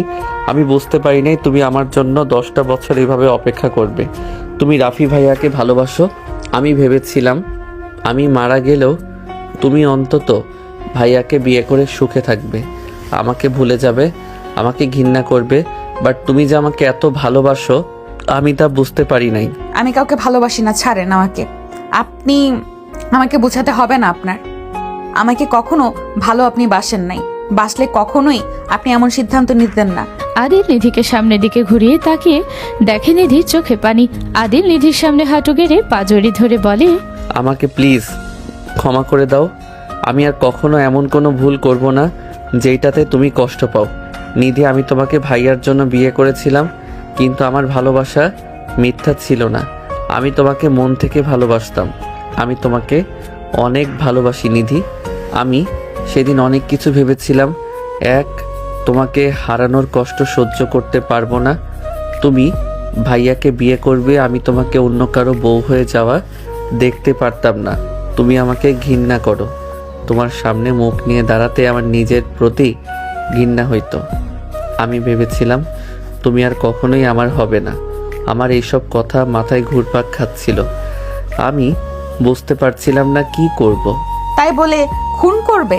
একবারও ভাবলে না তুমি খুন করলে তোমার ফাঁসি হইতো? আমি জানতাম আমার ফাঁসি হবে। এক, তোমাকে হারানোর ব্যথা। দুই, ওদের হাসি আমার কাছে বিষের মতো লাগতো। রাগে কষ্টে আমি খুন করেছিলাম। আমি ভেবেছিলাম এক, আমার আব্বুর খুনিদের আমি বিদায় দিব, আর দুই, আমি তোমাকে অন্য কারো হওয়া দেখার আগে ফাঁসি হয়ে গেলে, মারা গেলে সব সমাধান হয়ে যাবে। আর তোমাকে আমি লাইভে বলেছিলাম ভালোবাসি না। তুমি আমাকে সারা জীবন ঘৃণা করতে। একটু হইলেও যে আমাকে তোমার মনে পড়তো সেই ভেবে আমি তোমাকে সেদিন ওইসব বলেছিলাম। আদিল কথাগুলো বলে কান্নায় ভেঙে পড়ল। নিধি নিজেকে কন্ট্রোল করতে না পেরে আদিলের সামনে বসে জড়িয়ে ধরে হাওমাও করে কান্না করতে করতে বলল, আদিল তুমি আমার উপরে রাগটাই দেখলে, একবারও আমাকে বোঝার চেষ্টা করলে না। তুমি যদি একবার আমাকে বোঝার চেষ্টা করতে তাহলে আজ এমন হইতো না। 10টা বছর আমি কিভাবে তোমাকে ছাড়া কাটিয়েছি তুমি জানো? সে সময়গুলো আমার তোমাকে দরকার ছিল, আমি তোমাকে পাই নাই। সবার সামনে হাসি খুশি দেখালেও আমি ভেতরে ভেতরে শেষ হয়ে যাচ্ছিলাম। নিধির কথাগুলো বলেই কান্না করতে লাগলো। আদিল নিধির মুখ দুইটা হাত দিয়ে ধরে ঠোঁট দিয়ে চোখের পানিগুলো শুষে নিতে লাগলো। আদিল নিধির কপালে চুমু দিয়ে বুকের সাথে শক্ত করে জড়িয়ে ধরে বলল, আমি তোমাকে কথা দিচ্ছি, মৃত্যুর আগ পর্যন্ত আমি তোমাকে ছাড়বো না। আমি তোমার পাশে সারা জীবন থাকবো, যত যাই হয়ে যাক। আমি তোমাকে শক্ত করে আমার বুকে জড়িয়ে রাখবো। প্লিজ আদিল, আর আমাকে ছেড়ে যেও না, আমি আর নিতে পারছি না। আমার তোমাকে ছাড়া খুব কষ্ট হয়। প্রমিস, আর কোনোদিন তোমাকে ছেড়ে যাব না। আদিল নিধিকে কোলে তুলে নিল। নিধি আদিলের গলা জড়িয়ে ধরে বলল, আমি তোমার কোলে ঘুমাবো, আমি আর নামবো না। 10 বছরের প্রতিশোধ। নিধির কথা শুনে আদিল ফিক করে হেসে দিল। আদিল বলে ওঠে, ওকে মহারানী, যাহা হুকুম আপনার। দুইজন হেসে দিল। আদিলের গলা শক্ত করে জড়িয়ে ধরে ঠোঁটে কিস করে দিল। আদিল হাসি দিয়ে নিধির ঠোঁট জোড়া নিজের দখলে নিয়ে নিল। সমাপ্ত।